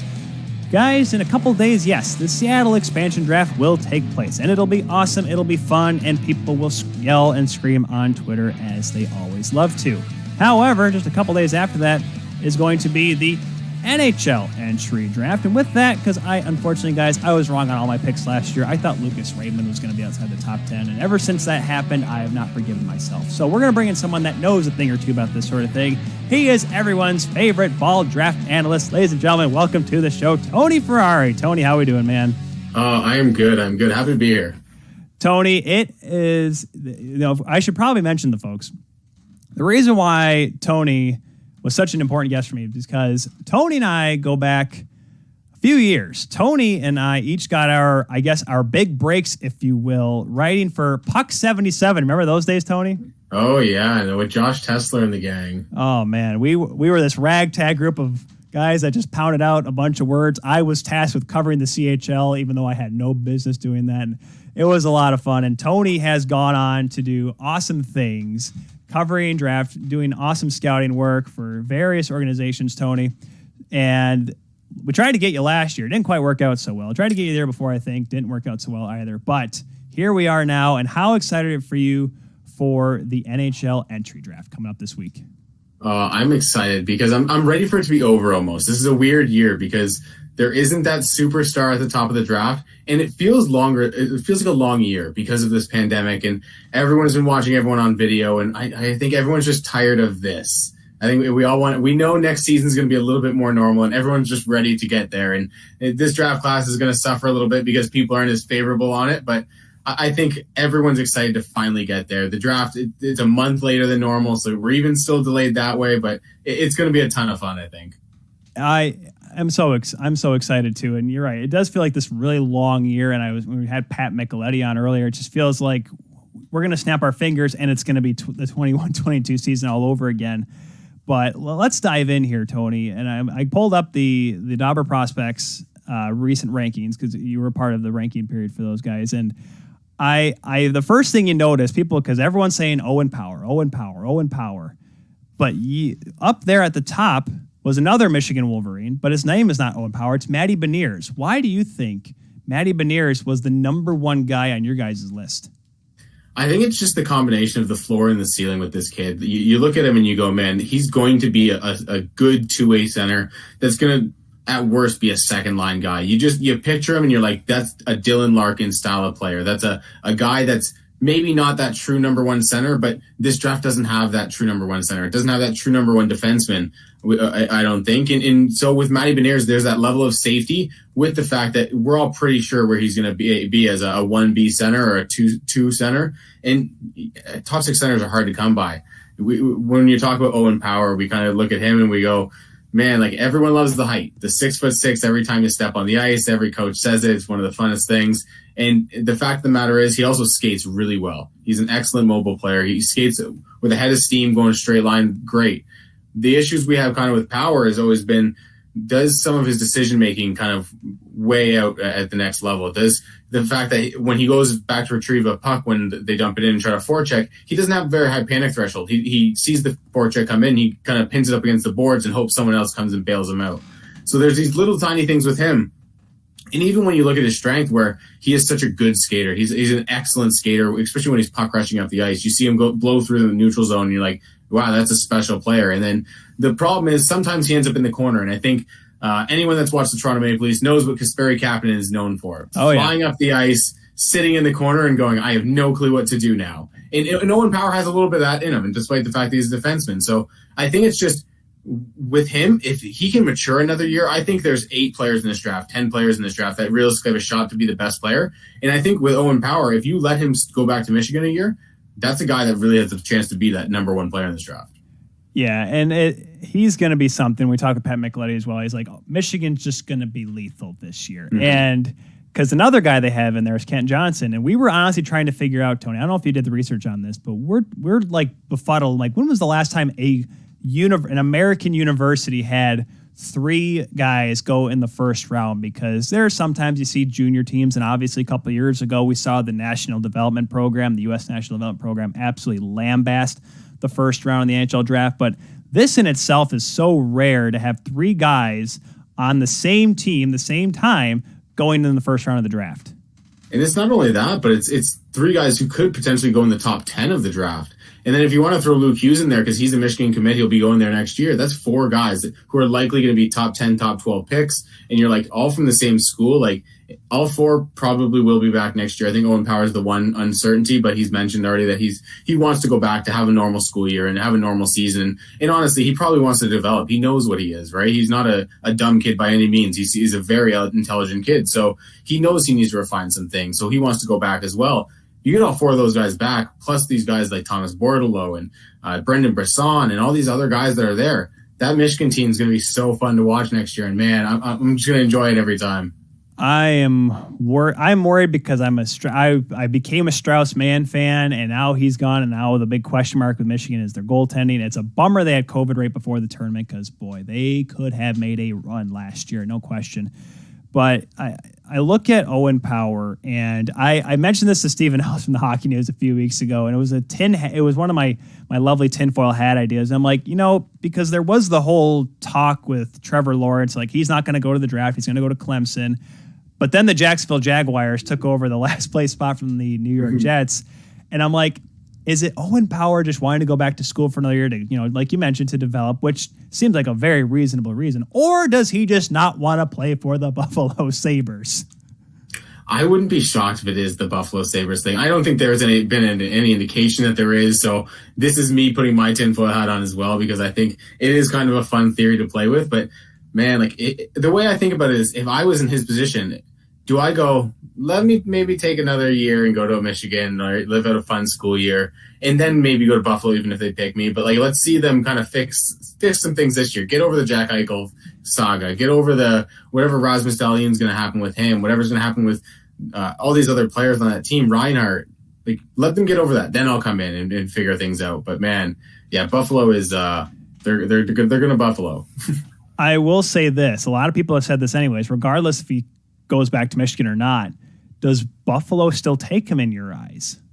I think they do. I think he's pretty locked in at number one. I think maybe Buffalo's considering William Eklund and maybe even Matthew Beniers to an extent, but I think they really want to get Owen Power in there. I think most teams know you got to build that back end up and be really strong. And you get him and Rasmus Dahlin back there, and you put those two together, and it forces Owen Power. He doesn't have to be the number one guy because Rasmus Dahlin is that guy. So Owen Power maybe fits into more of his natural spot as the number two guy, and hey, I think you're laughing at that point. And if maybe, just maybe, Kevin Adams holds on to Rasmus Ristolainen, who has been the trade talk for years with the Buffalo Sabres, let's look at some other guys on this list. I myself, Tony, I'm a former goaltender. I love talking about the goalies. I was shocked whenever I see a goalie in the first round, I kind of go, really? I like Yaroslav Askarov, but for a guy who can't hold a stick, I don't know if you'd want to draft him 10th overall, but that's neither here nor there. We'll have to see how that pans out, especially now that Nashville is showing that they need more goaltending. But the highest one on the list, Jesper Wallstedt. I'm interested to see your take on him. He looks pretty good, played in the World Junior team with Sweden. What makes him such a high possible prospect for this year's draft? It's this weird factor when you're watching a goalie that even if you're not a goalie person, I think you can watch certain goalies and just go, oh, he's really good. You watch Carey Price at his best. You watch Henrik Lundqvist when he was on his game, and you're like, oh, that guy is just really good at that position. He knows what he's doing. And you had that at times with Askarov last year, and I think same with Spencer Knight the year before. There were moments where you're like, oh, that's a really good goalie. That's not a normal junior goalie. With Jesper Wallstedt, I feel like I have that feeling almost all the time. This is a kid that looks like a professional goaltender. I think his first 14 games in the SHL, he was at a .928 save percentage. He struggled down the stretch a little bit, but he was being played a lot less consistently because they had brought in another goalie that had been more seasoned than they were trying to make a run. So he played a little bit less, and when he played a little bit less, he wasn't kind of producing as high numbers. But you go back to the World Juniors, and I think he was their best goalie. I think Sweden's biggest mistake at that tournament was not playing Jesper Wallstedt more, because I like Hugo Alnefeld. He's a good goalie, but I think Jesper Wallstedt was the better goalie at the tournament, and I think he's going to be the better prospect long term. So with Jesper Wallstedt, you just look at how good he is technically, how secure you feel when he's in net. And I think that is a big thing in the NHL is you watch a team like Toronto and you see how shaky they get at times with Frederik Andersen back there. And then when Jack Campbell's in net, they're not necessarily playing a whole lot different. They just seem more confident in that factor. So I think having a guy like Jesper Wallstedt, who is a calm, controlled goaltender, you have that element of calmness. And I think that just kind of threads throughout the team. And that's such an important thing to have as well. I mean, and who knows how long it takes, because goaltenders, people are like, oh, first overall pick, this guy can be in the NHL tomorrow. Well, listen, there's a reason why there'll never be a number one goaltender drafted, at least number one in the draft. And that's because Rick DiPietro ruined that for the rest of us. But it's so hard because it takes so much longer. People forget, they look how good Carey Price is. Oh, he must have been good forever. Yes, he's been good for a very long time, but he won a Calder Cup with the Hamilton Bulldogs, but he had to pay his dues in the junior ranks and the minors before making it to the NHL. It takes a little bit longer with some guys. And as more as I look at the draft this year for goaltenders, it's more looking like a European dominated. And you look at the Central Scouting rankings, I believe, as much as you love to see, compare each player to, across the board, I like how they separate it North American, European, both skaters and goaltenders, because it's a different kind of look when you have to look at each player. And that's why I think Wallstedt, who is listed as the Central Scouting's number one goaltender, it seems like this year is going to be a European goaltending heavy draft, Tony. Yeah, I think it is. Like, you look through at this draft, and I don't think it's a really strong draft in general, but I think you have some of the Russian kids, Gerasimyak, who's a really good goalie, but I don't think this is a huge goalie draft. I think you're looking through at these picks, and you don't have the Joel Blomqvist. I think it's Wallstedt and Kosa, and then there's a pretty big drop off. I think you get guys like Benjamin Goudreau. Is Tristan Lennox still a guy that people have faith in? Is like some of these other North American goaltenders, like the NTDP normally has a really good goalie. Is Caden Mberko or Gibson Homer a guy that people have a ton of faith in? Like, do they get drafted? I don't know. So it's going to be one of those years where I think teams are going to go, let's take a chance on the Russian goalie. Let's take a chance on the goalie that was playing for Lenda's junior team or whoever it may be, and see what he turns into, because he's got a good frame and he's got a good track record. And that kind of seems to work for Russia or for European goalies, because teams don't really seem to have an idea what they're doing. They're just throwing darts at the board a lot of the time. Oh, because especially this year more than anything. And this is why we're going to jump to Sweden here, because when I did the U18s this year with Bruce Levine for Hockey TV, Sweden was in our pool. And I got to see Sweden. So I got to see Simon Edvinsson and Carl Lindbaum in goal and Fabian Lascelles. And I see Lascelles, and I don't know what happened, Tony. I know you watched the U18s yourself. I don't know what was wrong with Sweden, but it just never seemed like they were this dominant force. They were coming into this tournament. And the two guys that I think, obviously you guys put them up there high end because they are still really good prospects, Lascelles and Edvinsson. Personally, I was not impressed. But then again, that's what happens in some of these tournaments. Sometimes they don't step up in these big international tournaments, sometimes these young kids. Yeah, I think coming into the year, the two countries that everyone was like, oh man, this is going to be a strong draft for the Swedes and this is going to be a strong draft for the Americans. And I think both countries disappointed a little bit. I think the Swedes still, for the most part, their club seasons had a good year, and I think a lot of them are still fairly high on the board. And I think you look at a guy like Isaac Rosen and Simon Edvinsson and Fabian Lascelles, and they played good in spurts at the tournament. I think Rosen was really good throughout the tournament. I think Fabian Lascelles kind of fell victim to trying to do too much on his own. Like, there were so many times where he was trying to make a play and then there'd be no one in the front of the net, or he'd try to do something. And then towards the latter half of the tournament, he just tried to do it all himself. He's trying to go through defensemen. He's got a ton of skill. He's got a ton of speed. He's got the tools to do it, but no player can do it consistently. Like, that's too much to ask of a guy, especially when Fabian Lascelles is not Alexis Lafreniere. He's not Quentin Byfield. He's not this guy that's an absolute dominant force at the junior ranks. So it's a bit of a situation where, like, the Swedes just in general, they had a lot of good players, but they couldn't really come together as a good team. And it was really interesting to see that. And that's one thing too, because while Sweden did at least the junior leagues and the pro leagues, they had a little bit longer of seasons because they did start a little bit earlier. It just never seemed like it clicked for them. You mentioned how Lascelles tried to do everything by himself. And I'm like, I don't think it helped that in the first game against Belarus, he went end to end and made it look pretty easy. So he probably thought, oh, I can do this against everybody. Exactly. And that's just how it is with some kids. And I've heard some things, especially, these kids are 17 years old. Now they're 18 years old. They're going in this draft and they're like, all right, I can do a lot here. And for a lot of those guys, that was like their first time seeing scouts. My goodness, I had Steve Yzerman poking his nose next to my ear in the booth. That's how, those were some of the big names that were there. So they may have been trying just a little bit too hard. But one kid that was there at the U18s who I was just so happy to finally watch, outside of the big names, of course, with Connor Bedard and Shane Wright, I got to see Brant Clark play. And when we talked with Tate Harris last year it was actually right after the draft. We were talking about the OHL a little bit, how they did in the draft last year. I'm like, who is the pick next year for the draft? Who is going to be the number one guy? And Tate Harris, without a doubt, said Brant Clark. And what makes him so dynamic? I can say it easily. He's a 6'1". He's not massive, but he's not small. He moves the puck well. He looks like he can do it on both ends of the rink. He played at the pro level last year, playing in Slovakia. What makes Brant Clark a special player? I think part of the thing that makes Brant Clark a special player is he's just so intelligent. He knows how to pick apart a defense, unlike many defensemen in this draft. I think you look at a guy like Luke Hughes, who a lot of people think is the top offensive defenseman in this draft, but he doesn't have the same kind of cerebral instincts that Brant Clark has. He has the tools, the attackability and stuff like that, but I think Brant Clark's just so intelligent at identifying where the weakness is and attacking it when it comes open.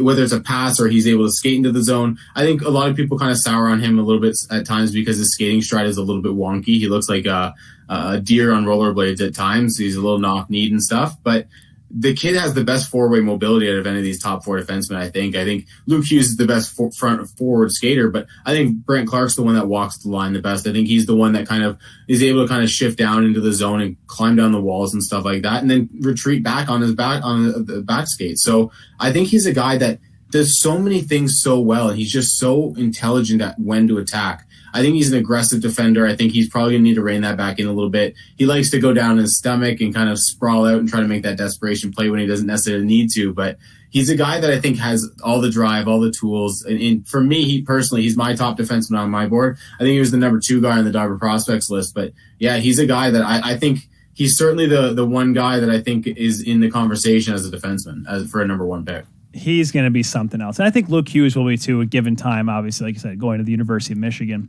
The big Russian that everyone's looking at, obviously there's Daniil Chayka, who is going to be big, but Fyodor Sveshkov is one of the high ends. He's from the St. Petersburg system. He's a center. He's 6 foot.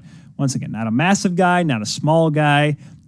Dobber has him that's the highest Russian in their rankings. He's currently listed on the European Skaters by Central Scouting as 6th. What makes him a dynamic player, and do you think that's a guy that we're going to see next year in the league, or is that a guy that's going to have to develop overseas before coming over here?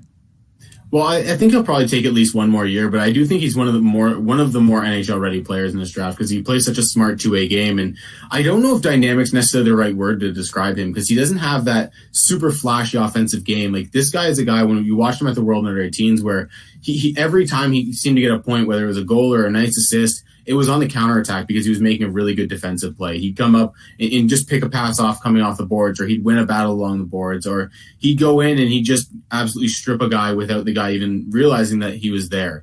And he plays such a smart defensive game. I've been calling him B- Anton Lundell the last few months because he plays a lot like Anton Lundell. He doesn't have that flashy offensive game, but he has a good shot. He's a really good passer, crisp passer, and he's a guy that I think when you give him a skill guy in his wing, he can enhance the skill guy's game by doing all the little things that the skill guy doesn't want to do and then still contributing as an offensive player. So I think he probably tops out as a second-line center or a really good third-line center. But, man, this guy is got so much intelligence in his game. And like I said, I think he's one of the more NHL-ready and safer picks of the first round.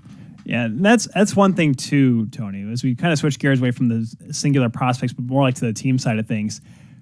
When you're sitting there in the top 10, you're almost trying to find the guy that's going to change your franchise because you have to pick, because there's so many top end prospects. If you pick the wrong guy, it may end up coming back to bite you in the butt. We mentioned how Cody Glass just got traded over from Vegas to Nashville, and his career hasn't quite panned out as many thought it would be. Right now, it's quick for those that don't know. The top 10 goes Buffalo, Seattle, Anaheim, New Jersey, Columbus, Detroit at 6 again, San Jose, LA, Vancouver, Ottawa. That 11th pick was forfeited by Arizona, not because they're dummies, just because the fact that, they are dummies, just not the dummies that were last season, more or less because they had some players work out for them. That's all it was, not other things. Because they're a family, Tony. Remember that. They're a family. Oh, good family business over there in Arizona. Good family business. But if you're Buffalo, you're Anaheim, are you looking for the next best player, or are you looking for a guy that, hey, this guy we could see on our team in a certain number of years or in a couple of years with some good development?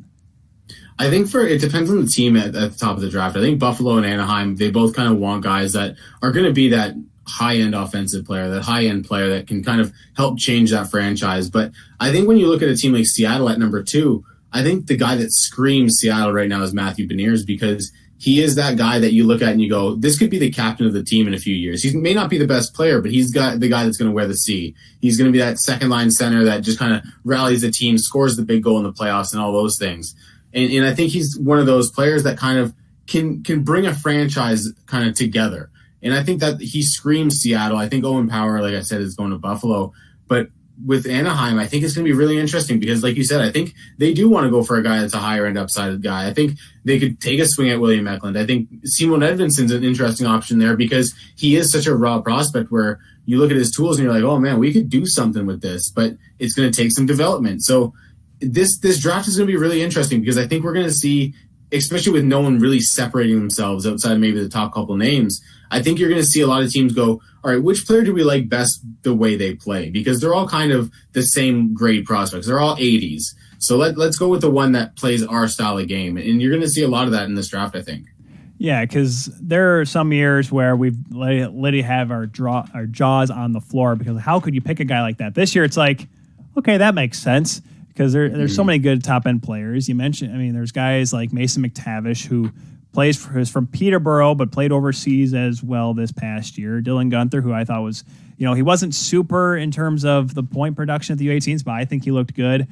Who do you think from the players that are eligible this year are NHL ready now? Who do you think that out of all the big names or maybe even some names that are kind of further back, how many players or who do you think is really a guy that could go into an NHL lineup next season and be effective? Obviously, we talked about Owen Power, possibly going to Michigan, so we'll leave him out for the sake of this discussion. But who could make that jump next year to the NHL? I think Matty Beniers is a guy that could make the jump, but honestly, I think this year is one of those years where you're like, I don't know if anyone's ready for the NHL next year. And doesn't happen every year. I think you look at a guy like Aatu Ratu. Could he play in the NHL next year? He's played some pro games. I think he's kind of ready to play that game. So could you throw him on the third line and just kind of hope he doesn't get buried? Yeah, for sure. And I think you could do that with a few guys like Matthew Beniers, even Fedor Svechkov. I think you could bring him over and go, all right, you're playing on the third and fourth line. You're not going to be relied upon for a lot. Just hold your head above water. And he can do that, I think. I don't think you're going to get anyone to come in and be a Matthews, be a guy that kind of challenges for the Calder necessarily with some of the other rookies that'll be up next year, like Cole Caulfield. Like I don't think there's anyone in this draft that's going to challenge him next year for something like that, or even some of the other rookies for next year. So it's going to be really interesting to see which guys do make the NHL, because I think we're going to see a lot of holding their heads above water for whoever does make it. Yeah, and that's one of those things where I think teams realize, and this is why I say you'll never see anyone from the National Development Program ever make the jump anymore to the NHL. I think Jack Hughes was a great experiment, and he's starting to come around now, but boy, that first year was tough for that young man. And yeah. It's almost like maybe you should have gone to college and done it because if I'm not mistaken, Jack Eichel only played 1 year before coming to the NHL, and it worked out pretty well for him. Well, pardon me, the money worked out for him pretty well. Obviously, the situation in Buffalo, that's a different story for a different day. But, you always, everyone likes to look at the top 10 and pick whoever. But, there's this guy by the name of Yzerman who a couple of years back drafted Mo Seider. And literally, myself included, we all had the same reaction Seider did when he got drafted. Everyone's like, wow, what a crazy high pick. He really moved up the draft board. Who is that guy this year? Who do you think jumps into the top 10? Or maybe a guy that's projected third, second round that goes all the way up to the first round? Well, I want to first point out I was one of the very few people high on Seider. That's what they all say. Everyone always says that. I had him at 11 on my board, which still isn't 6 or 7. Like, it's not in the top 10, but I was a huge fan of Seider. So when he went, I was shocked, but I was like, I low-key like this. This is cool. This is cheeky. And it's worked out. It's worked great. So I think that's a great pick. But no, I think there's a few guys. I think a guy like Ayrton Martino, he's a guy that I don't think a lot of people have in the first round. I know us at Dauber, we have him right at the tail end. On my board, he's at 18. I think he's a guy that has an incredible amount of skill, an incredible amount of offensive game. And he's this really unique prospect where a lot of times you look at a prospect who's playing on the penalty kill at the junior level and you're like, oh, it's just because he's one of the better players. He's not really that good of a penalty killer, especially when you look at him at 5-on-5. He looks pretty useless at 5-on-5 defensively. Ayrton Martino is not a good 5-on-5 defender. He is maybe my favorite penalty killer to watch in this entire draft. I don't know how many shorthanded goals he has this year, but he picks off passes, he pressures in the neutral zone. He's a puck hound on the defensive end of the ice when he's on the penalty kill.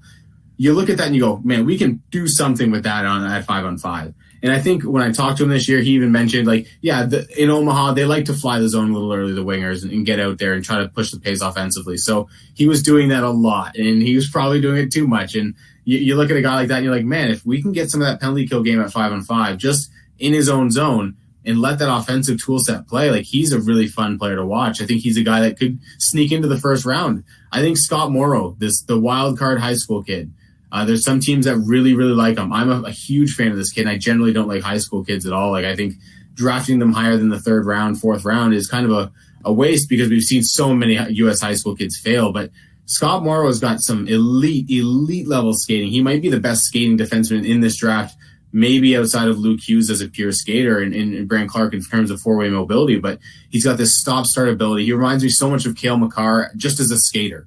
He doesn't have a lot of the other tools that Cale Makar has. It would be completely unfair to compare him to a guy that's going to be a perennial Norris candidate the next few years, likely. So, but he's got that special skill set where you're like, man, if a team falls in love, we've seen teams fall in love with high school players before, and I wouldn't be shocked to see him in the first round either. So I think those two guys are two kind of wild cards that could sneak into the first. Yeah, high school draft, and it's so different because I have to remind people who won the Calder over Steve Yzerman his rookie year. Some kid by the name of Tom Barrasso, who was drafted, a goaltender that was drafted number 1 out of high school. That does not happen anymore just because the fact that, junior hockey, college hockey, it's all changed since then. But, you study all these players. Where do you think the hot high school market is nowadays? Because obviously there is the Northeast, there is New England, Massachusetts, there's obviously Shattuck, St. Mary's, there's still Minnesota. I still beat to the drum of this. I actually met Mackenzie McEachern at Brother Rice's at their prom because it was at the same hotel that I was staying at for a prospects tournament. So I knew Mackenzie McEachern before he got drafted. But where is the high school hotbed right now? It seems like it's still the Northeast and Minnesota, but where do you think the best players are coming from right now? Yeah, I think the Northeast and Minnesota are probably the two areas that you go to because they've got so much talent. And you're seeing some of these schools like Shattuck, St. Mary's, and St. Andrews in Ontario kind of teaming up for this like super high school conference. It's a really interesting conference. They're going to start next year. Yeah. I can't think of it off the top of my head, but it's going to be a bunch of the best high schools from all over the states in the Northeast and Minnesota. Shattuck, St. Andrews in Ontario, like I said, going to be the one Canadian school. And it's going to be this kind of super power conference. And I think that's going to be an interesting route for seeing some of these other high school kids go because now they will have to play against some of the better competition. Some of these kids are probably going to move from other schools to go to these schools so that they get that higher end competition. And I think it could be a quasi junior level league at times when we get some of the talent in there. So I think that's going to be really interesting to see going forward. It's called the Prep Hockey Conference. It's going to feature Shattuck's. It's going to have St. Andrews, like you said. It's going to have Northwood. It's going to have Rhode Island or St. Charles and South Kent are going to be the teams to watch out for in that conference. Shattuck's has always been, it's for, even dating back when I was a kid growing up, Shattuck's just seemed like the staple in terms of prep hockey. They always provide excellent talent. We mentioned just a minute ago, Tony, about Mo Seider getting drafted by Steve Yzerman. He's back at 6 again, took Lucas Raymond last year. My question is this: out of all the top end, teams that we have in this year's draft, is there a team that sticks out to you that's going to shock people in terms of who they pick? I mean, now obviously Buffalo could go way off the wall and take Matty Benier instead of Owen Power. Or they take someone that's going to be ready for the NHL next year. That's entirely a possibility. But is there a team that just says to you, like, you know what, this team's going to do something that's no one's going to see coming? I think there's 3 teams actually, and they're right in a row. I think 6, 7, 8. Detroit, San Jose, and LA. I think those 3 teams, they're all a little bit of wild cards. I think Detroit is with Steve Yzerman. He's always kind of willing to beat to his own beat of the drum.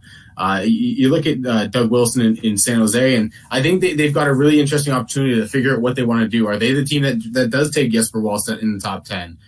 Is it Detroit? Is it LA? I think all 3 of those teams have a chance to do that.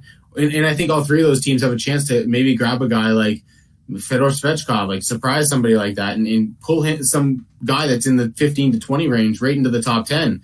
So I think those 3 teams, especially because of where they are in the rebuild, especially LA, they're right at the end of the rebuild. Maybe they're just going for that one piece that they kind of see that fits their system or see that they need to fill in on their rosters going forward.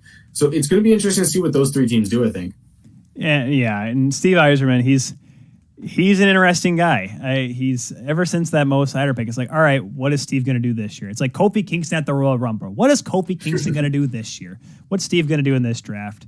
I've always loved watching the draft, at least the first round. Obviously, when you get to the second, third, and especially in the later rounds, it's like, all right, who we got left? Who's on the board? How many players? Because it's so funny because people look at Braden Point. People, whenever you see picks get traded, I'm like, oh my gosh, you got to keep that 7th pick because a guy like Patrick Hornquist could be drafted from this team. Or, people look at Braden Point. This guy was a 3rd round draft pick. And I remember I was actually listening to the Steve Dangle podcast. They listed off the other players they drafted. Tampa did that year when Braden Point was picked. Nobody that I've ever heard of before. The draft itself is just, when he gets to that point, you're just picking whoever. But how many players do you think, off the top of your head, do you think, this is kind of a wild guess for you, Tony, that actually make the NHL? For if, say, a team has 7 or 8 picks, they could pick one up in a trade. How many of those guys do you expect to be in the NHL at any point? I think the running rate that I last saw was about 27%. Make it to the NHL. That's rate from first round pick to 7th round pick. I think the first round picks are obviously a lot higher. About 50% make the NHL on a over 100 game basis. I think when you get to towards the top 10, there's a lot higher success rate, obviously. And as you go back, it does go down significantly. But once you get to that 2nd, 3rd round, 4th round, I think teams have a habit of going, oh, well, we couldn't get the big defenseman in the 1st round, so let's take the big defenseman that doesn't score and can't skate in the 3rd round.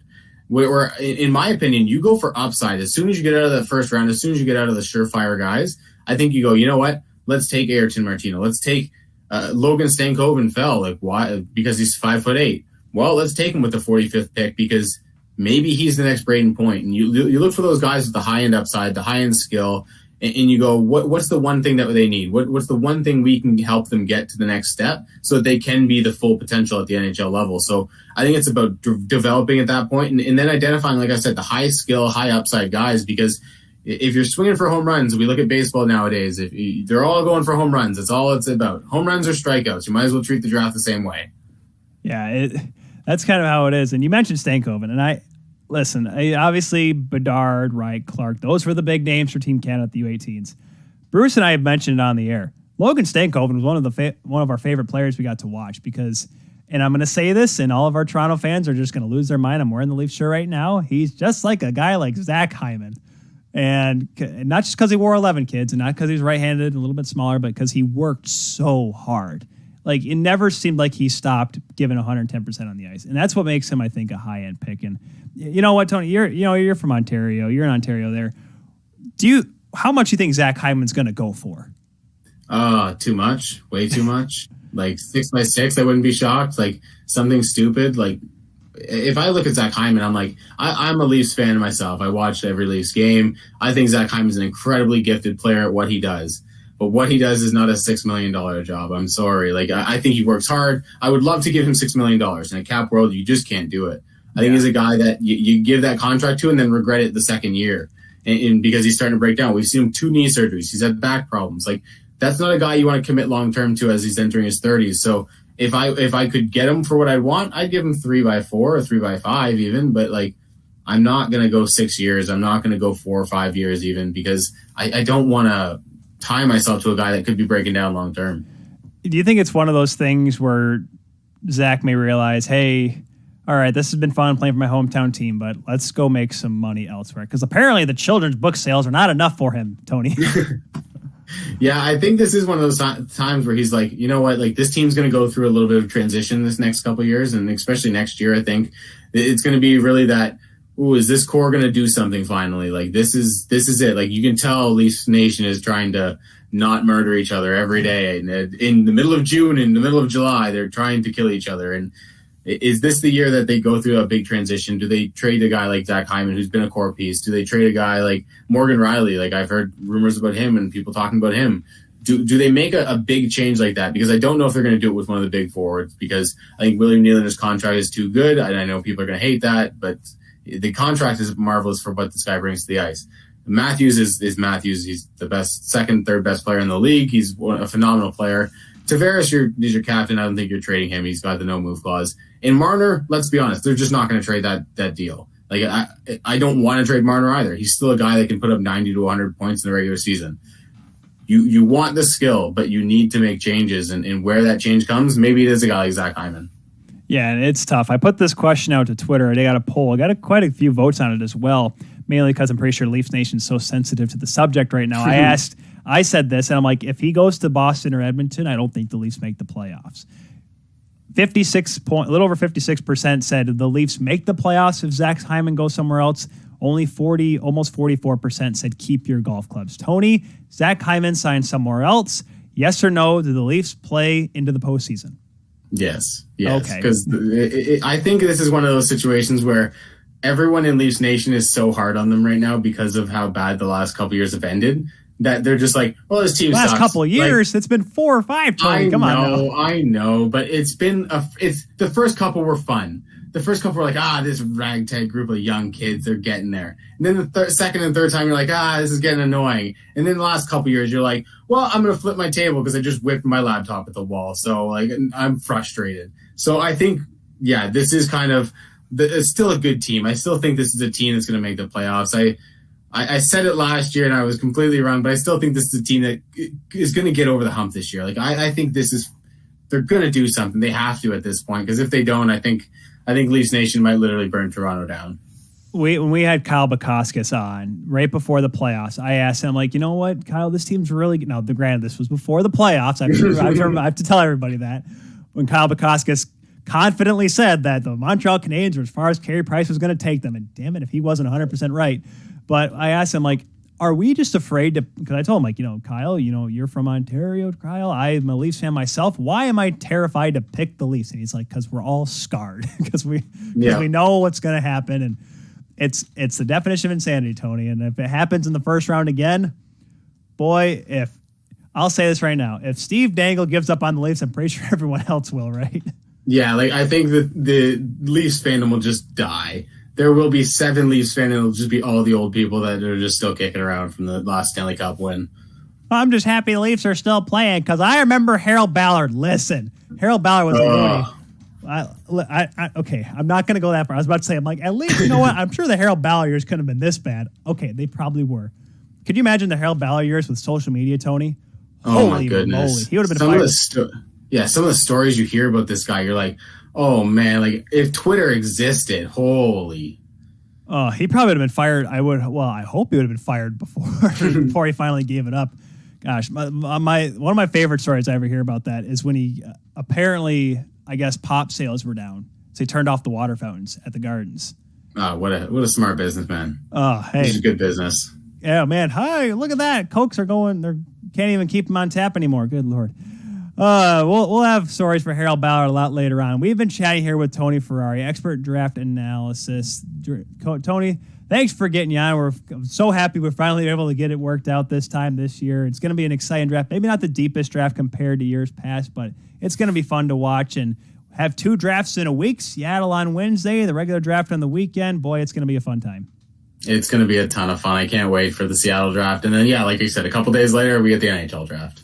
It's going to be a hoot and nanny for sure, as I'm pretty sure I just aged myself when I said that. Follow Tony, guys, at the Tony Ferrari there on Twitter. He is going to be your guy to give you all the best draft analysis leading up to day one and even throughout. Tony, thanks again, man.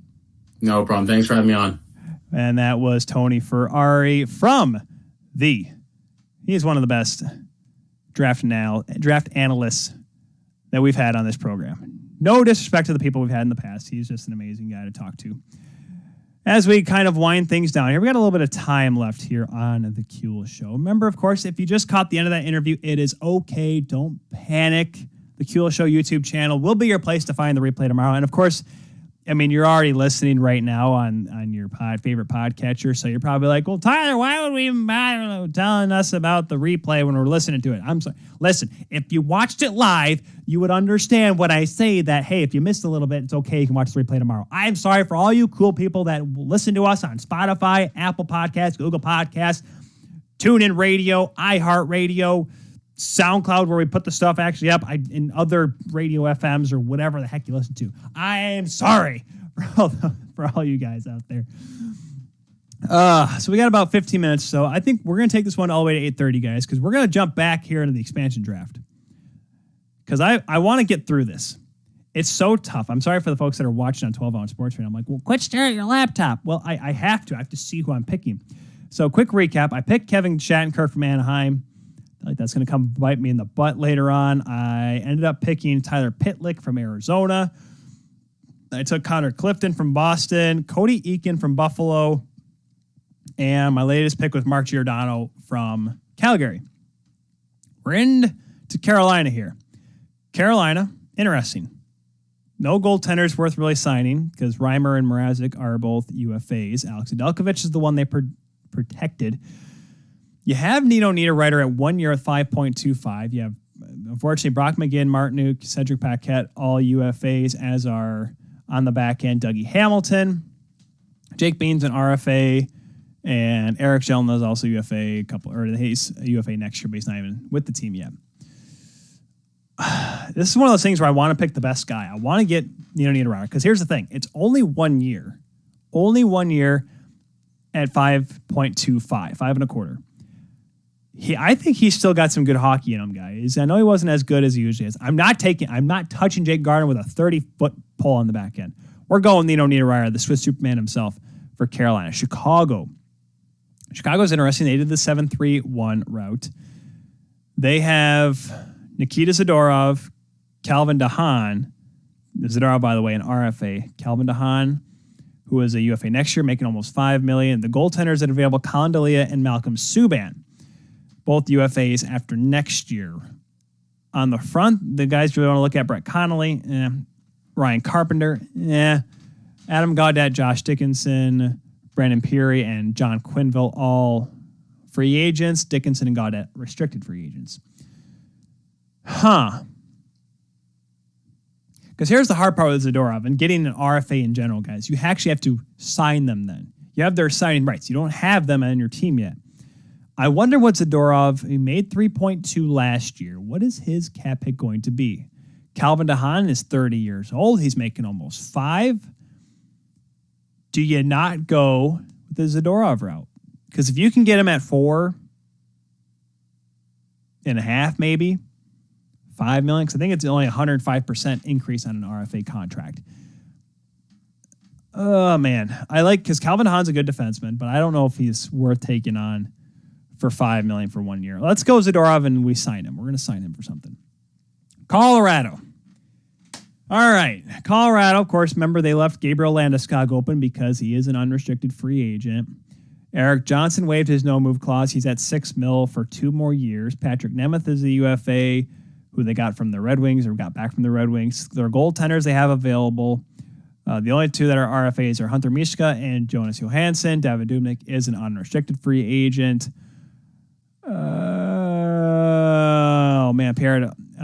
Pierre-Edouard Bellemare is a UFA. Gosh, I have so many UFAs. Because, like I said, this is one of those things, guys. Like, I'm probably looking at Jonas Donskoy right now and saying, there's your guy. Because it's either him or JT Compher. Gosh, they're both solid players. I'll take Compher, mainly because I'm partially biased towards the Michigan guy. I'm not taking Eric Johnson because I don't know if he's worth it at $6 million anymore. It's funny. I'm looking at this right now. I'm like, I probably haven't picked many defensemen lately. Let's jump on over here to Columbus. Columbus has Cam Johnson, who they just signed for this reason, so they can protect him here in the draft. On the back end, guys, that could be something you could look at. Unfortunately, can't take Scott Harrington. Dean Kukin, Michael Delzato. Delzato's UFA. Clendenning. Yeah, oh, my goodness. Oh, Lord, this team is awful. Or this group of team players is awful. I don't want to pick Max Domi at 5.3, though. Can I pick Nathan Gerbe? I'll take Nathan Gerbe. Sure. I'll take Nathan Gerbe, no problem. I don't care. Take Nathan Gerbe. Goaltenders for Dallas. Ben Bishop is there, but he's making $5 million. I don't want to pick him because, Andre Sekera is there. Oh, gosh. Hey, don't forget, Lucas Spiza got picked up by the Vegas Golden Knights. Just remember that, kids. He was there that first year. Up front, Dallas is Andrew Cogliano, who's a UFA. Blake Como, who is signed through next year, so that won't be a bad idea. You know what? I need defensemen, though. Let's go on after Andre Sekera. Or actually, is he healthy? Let me make sure. Before I do something stupid. Because I know he had the knee problems. Injury.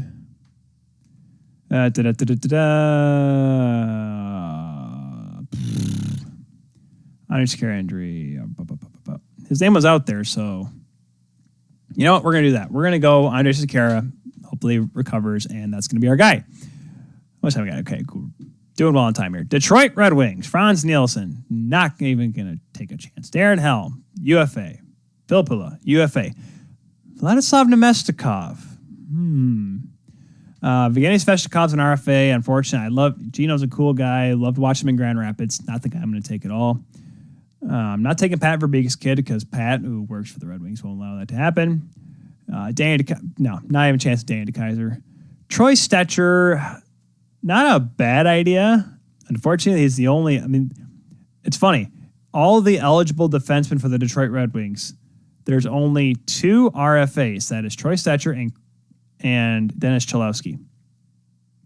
That are RFAs.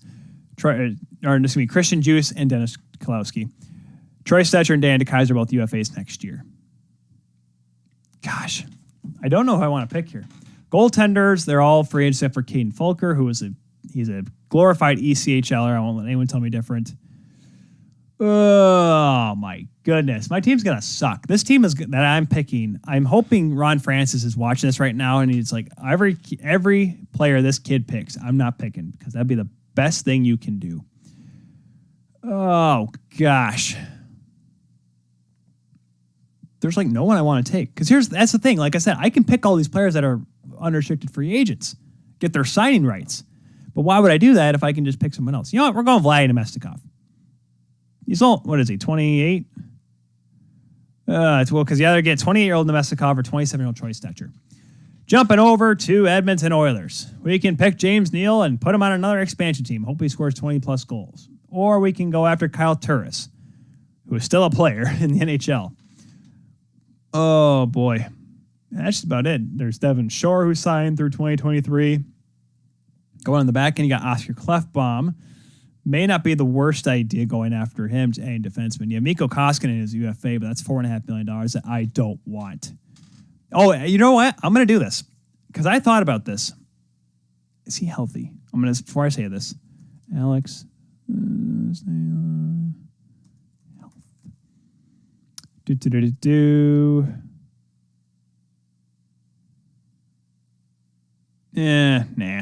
So maybe I should take Alex Stalock. I'm like, no one's going to take that. Oh, gosh. Screw it. Going real deal, James Neal. We're taking a gamble on the old fart. Let's take over to Florida. Everyone that's watching right now is like, this is the stupidest draft. Yes, it is, kids. It is the stupidest expansion draft you'll ever see. Chris Drieger, who is going to be signed, not even going to bother taking him from Florida. While that contract is not official yet, it's possibly going to happen. That's the discussion. You take Radko Gudas at $2.5 million. That's not bad. Add some defensive depth. Anton Stroman is, for me, he's too old. Radko Gudas is 31 years old, though, Tyler. Well, I get it, kids. There's Frank Vetrano. There's Alex Weinberg's UFA. Oh, I like Vetrano, but like this team's supposed to be good. I know they're going to be good, but I'm picking these players. I'm saying to myself, who do you actually pick? Now, granted, yes, you could easily see Seattle make a big push through free agency. Let's go with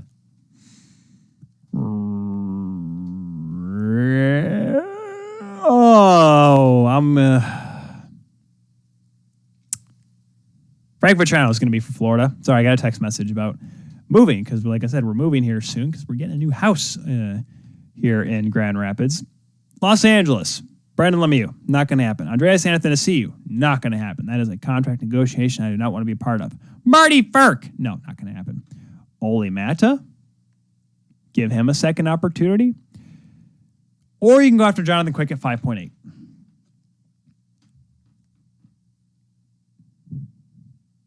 Is Jonathan Quick the Marc-Andre Fleury here? Looking passe, but could do some damage here? I'm so terrified to pick goaltenders because the goaltenders that are available are not the best or overpriced. Heck, get it overpriced, carry price. See what I did there, kids? Oh, I got 7 minutes here. I got to hurry this along. You know what? Screw it. Taking Jonathan Quick. See what's going to happen here. We're doing speed round now. Ronnie Francis has all the time in the world, but we're doing speed round. I picked Capo Kakinen from Minnesota because I already did that when I was talking with Pat Micheletti. I was pretty set on that. Montreal, Johnny Drouin's there, but gosh, that is a deal that I'm not ready for. Just because we don't know yet what his status is. Because remember, he took the leave from the team, personal leave. Who knows how it's going to be there. Carey Price waived his no-move clause. I know people are picking him. I can't pick him, though. I'm going to go Paul Byron. I really liked Paul Byron, the way he played in the playoffs. He's only $3.4 million. Now, he's not big. He's 32, but he could be a guy that you could use later on down the line as a real important veteran status because you're going to have a lot of young kids on this team. Let's go to Nashville. Not taking Duchesne, not taking Johansson. That's so much money. Pecorino's retired. Connor Ingram's not a good enough defenseman. Eric Branson's old. Mark Borowiecki is a thing. Nick Cousins is there. Brad Richardson is a UFA.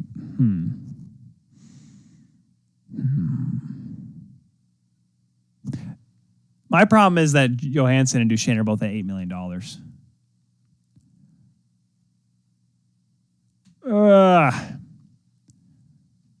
Colton Sisson's at 2.857. Let's see if I can quickly go look here. How much am I? Right now I'm at my cap hits 50.1 and I'm not even I'm barely halfway through here. Oh Lord, this is not easy. I can't take him then. Let's go Colton Sissons then. Let's add some depth up front. A few years at under $3 million, not bad. New Jersey Devils, they have a pretty basic setup here. Aaron Dell is an expired gold. Let's take Aaron Dell. Shoot. No, he's a UFA. Never mind. Almost made a mistake there, kids. Who do they got up there? Andreas Janssen is a UFA in a couple of years. At 3.4, it's not awful. Let's do that. I feel like eventually we're going to hit over the cap, and we're going to have to make some changes. Islanders, New York Islanders. Thomas Hickey at 2.5. Can't do it. Just can't do it. Andy Green just got signed, but he is unprotected, though. Oh, boy. We only got a couple minutes here. Crap. All right, speed round. Let's go. Richard Panik. We're going Richard Panik. Yes. No. Yes. No. Leo Komarov. No. Yes. Yes. Sold. $3 million Leo Komarov. Here we go. We're moving on over to the New York Rangers. Barclay Goodrow. He's a UFA. Don't even want to bother. Not taking Tony D'Angelo. Shoot. Keith Kincaid. Why not? Get the cheap goaltender in there. Going on over now to the Ottawa Senators. They have lots of stuff available. I'm not taking Matt Murray, though, because it's 6.25, and I already paid too much for my top four as it is. Anton Forsberg, he's only making $700,000. Philadelphia, moving over there. Jakub Voracek, not taking him. That's 8.25. JVR is getting paid way too much money as well. Shane Gosper is making $4.5 million. Good Lord, can I pick anyone from this team? No. We're going to take, though, Justin Braun, because he's $1.8 million. Going over now to Pittsburgh Penguins with 3 minutes to go here on the show. Jason Zucker, 5.5. Not a chance. Frederick Gaudreau, I pretty much screwed myself with my top picks earlier on. Cody Ceci making 1.25. He's a UFA, though. Marcus Pettersson making too darn much money. Let's see here. Mark Freeman. Casey DeSmith is a goaltender. Nope, I take the main goaltenders as it is. Taking the signing rights for Zach Gaston Reese. Why not?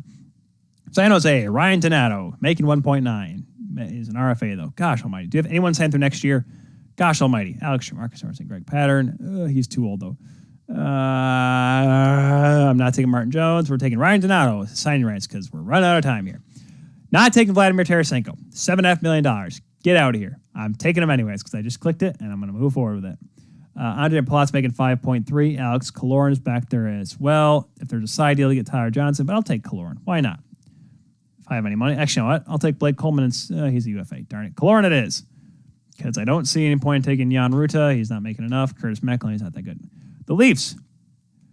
Alexander Kerfoot. We're just clicking that now. We're going fast here, kids. We only got another minute and a half here left in the show. Not taking Alex Edler. Madison Bowie. For Vancouver here, I'm looking at Sven Berge. Crap, Sven Berge is there. Gosh almighty. I just clicked someone. I'm not going to say who it is because I don't really like it. Carl Hagelin from the Capitals. From Winnipeg, we're going to take...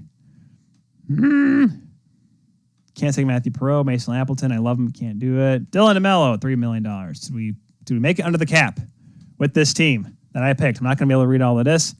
No, we did not. We were $6 million over the cap. And that is a good way to end this one, folks. Way over cap, as always. Over budget, I am, just as I always am here on The Kuehl Show.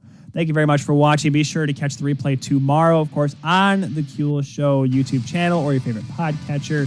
Thank you very much for watching this week's episode here on 12 Ounce Sports. We'll be back next Monday, and maybe in the morning, maybe night, depending on my work schedule. It's unforeseen as of right now. But make sure to follow us at The Kuehl Show on Twitter, Facebook, and Instagram for all your latest information. I am Tyler Kuehl, the Insider, saying so long. We'll see you next time. Goodbye.